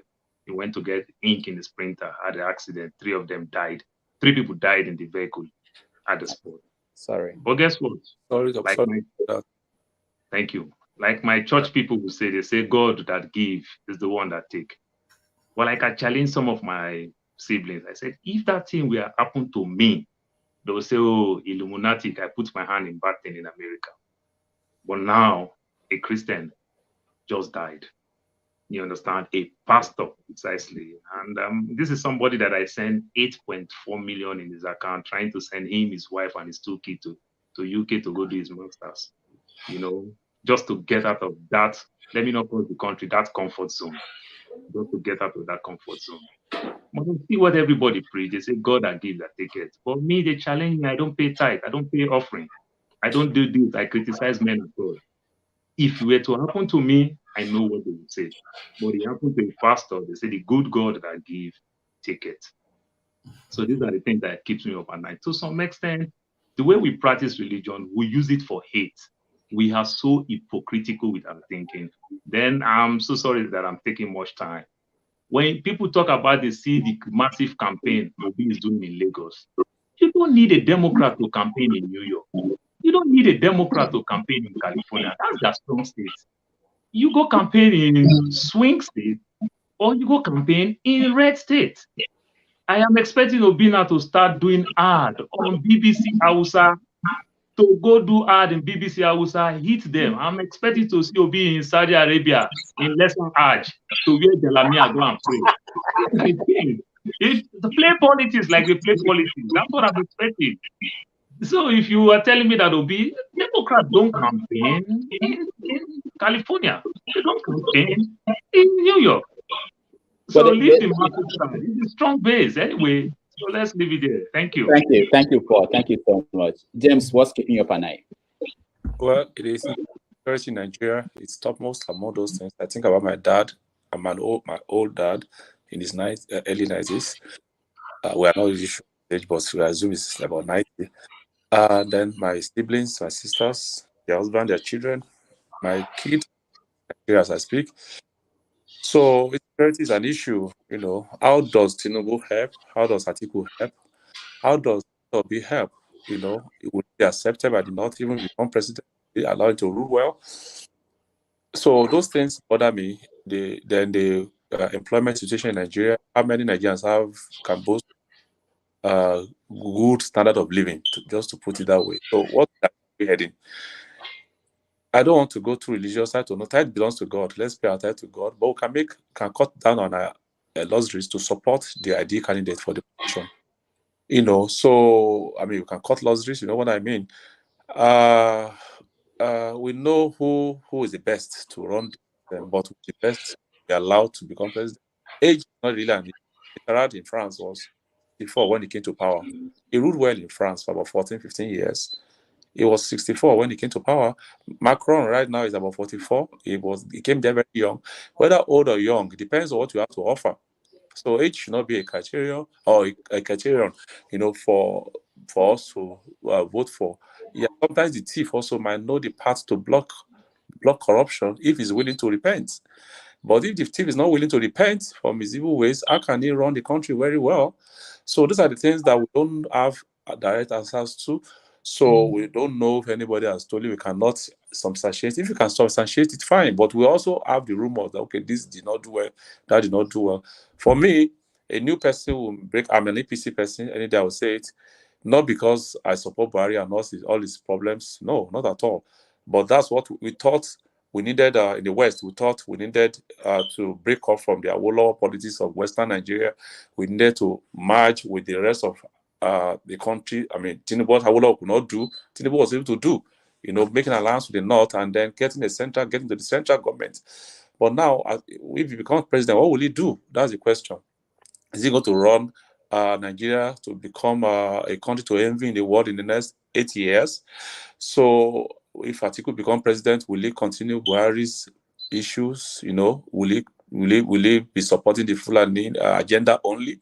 No, don't get me wrong. There are good Fulanis in the country, but will he support the bad ones and their agenda to grab and to grab all the land in Nigeria and to take over, as they say in social media? I don't know if those things are true, but that's what we hear. And that's what we see, that people are being killed in the South. Anyway, and everywhere, and in the Middle Belt. So my take is we should open our eyes wide. We should look very well and look at the best option, irrespective of our lineage in parties and tribe and religion, who can help the country, who can help the Muslim youth, who can help the Christian youth, who can help the pagan youth, who can make Nigeria come to the dreamland. Thank you.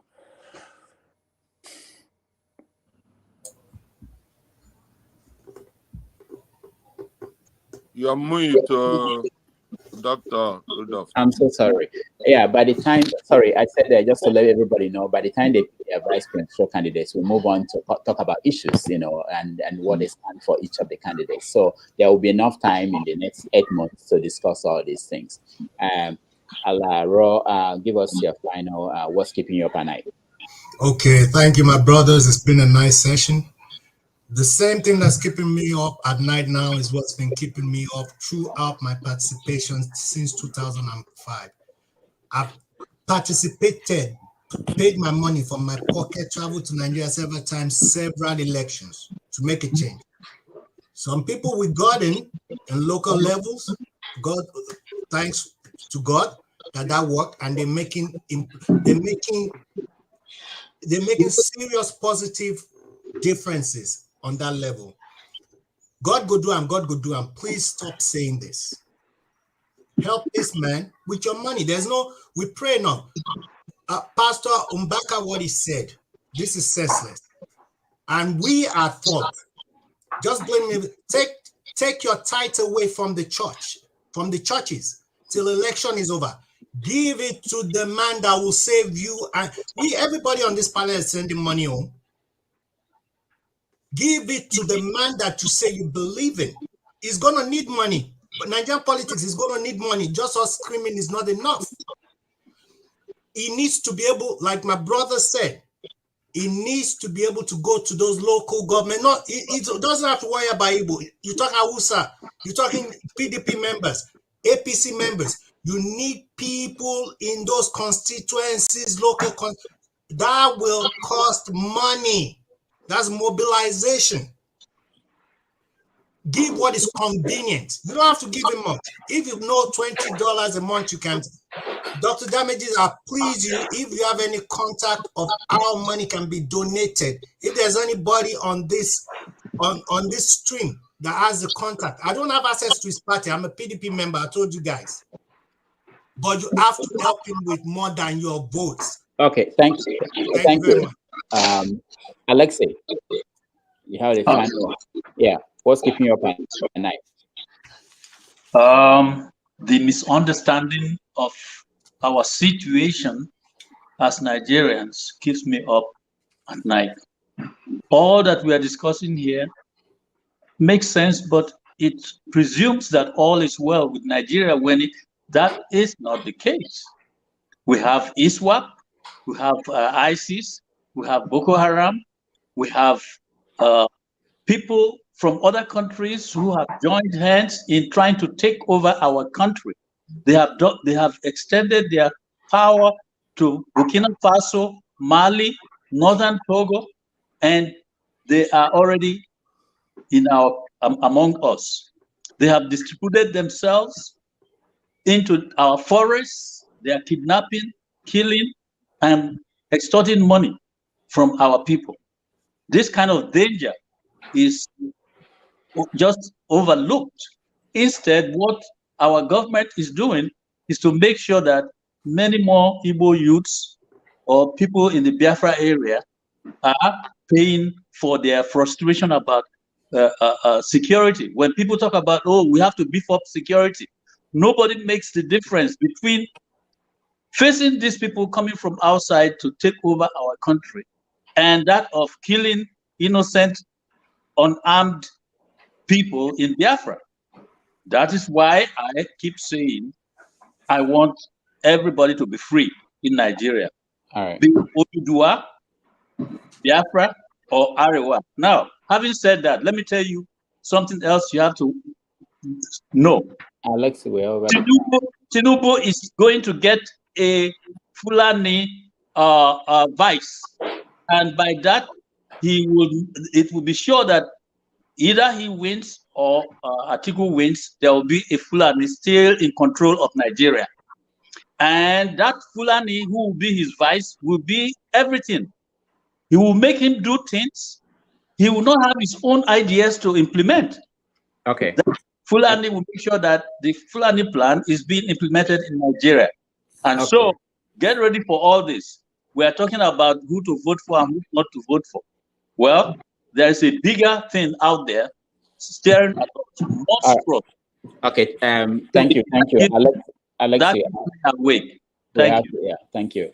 Thank you, everybody. Obia, thank you for joining us. Forefathers, thank you. I appreciate your time. Basil, thank you. Jude, thank you. Lanre, thank you so much. Paul, thank you. James, thank you. Laro, thank you. And Alexi, thank you so much. And all the people that are not here now because they've left. We appreciate everybody, those that sent in their comments. We are going to do this again on Wednesday at 6 p.m. New York time. And of course, on Saturdays at 11 a.m. New York time. Tomorrow we have Adeshawa Josh, who is going to join us on 90 Minutes Africa at 11:30. Please, if you have time, you can join us on that program. On behalf of everybody here, I thank you all for joining us and hope you have a nice Father's Day. Happy Father's Day for those who are fathers who joined us today. And I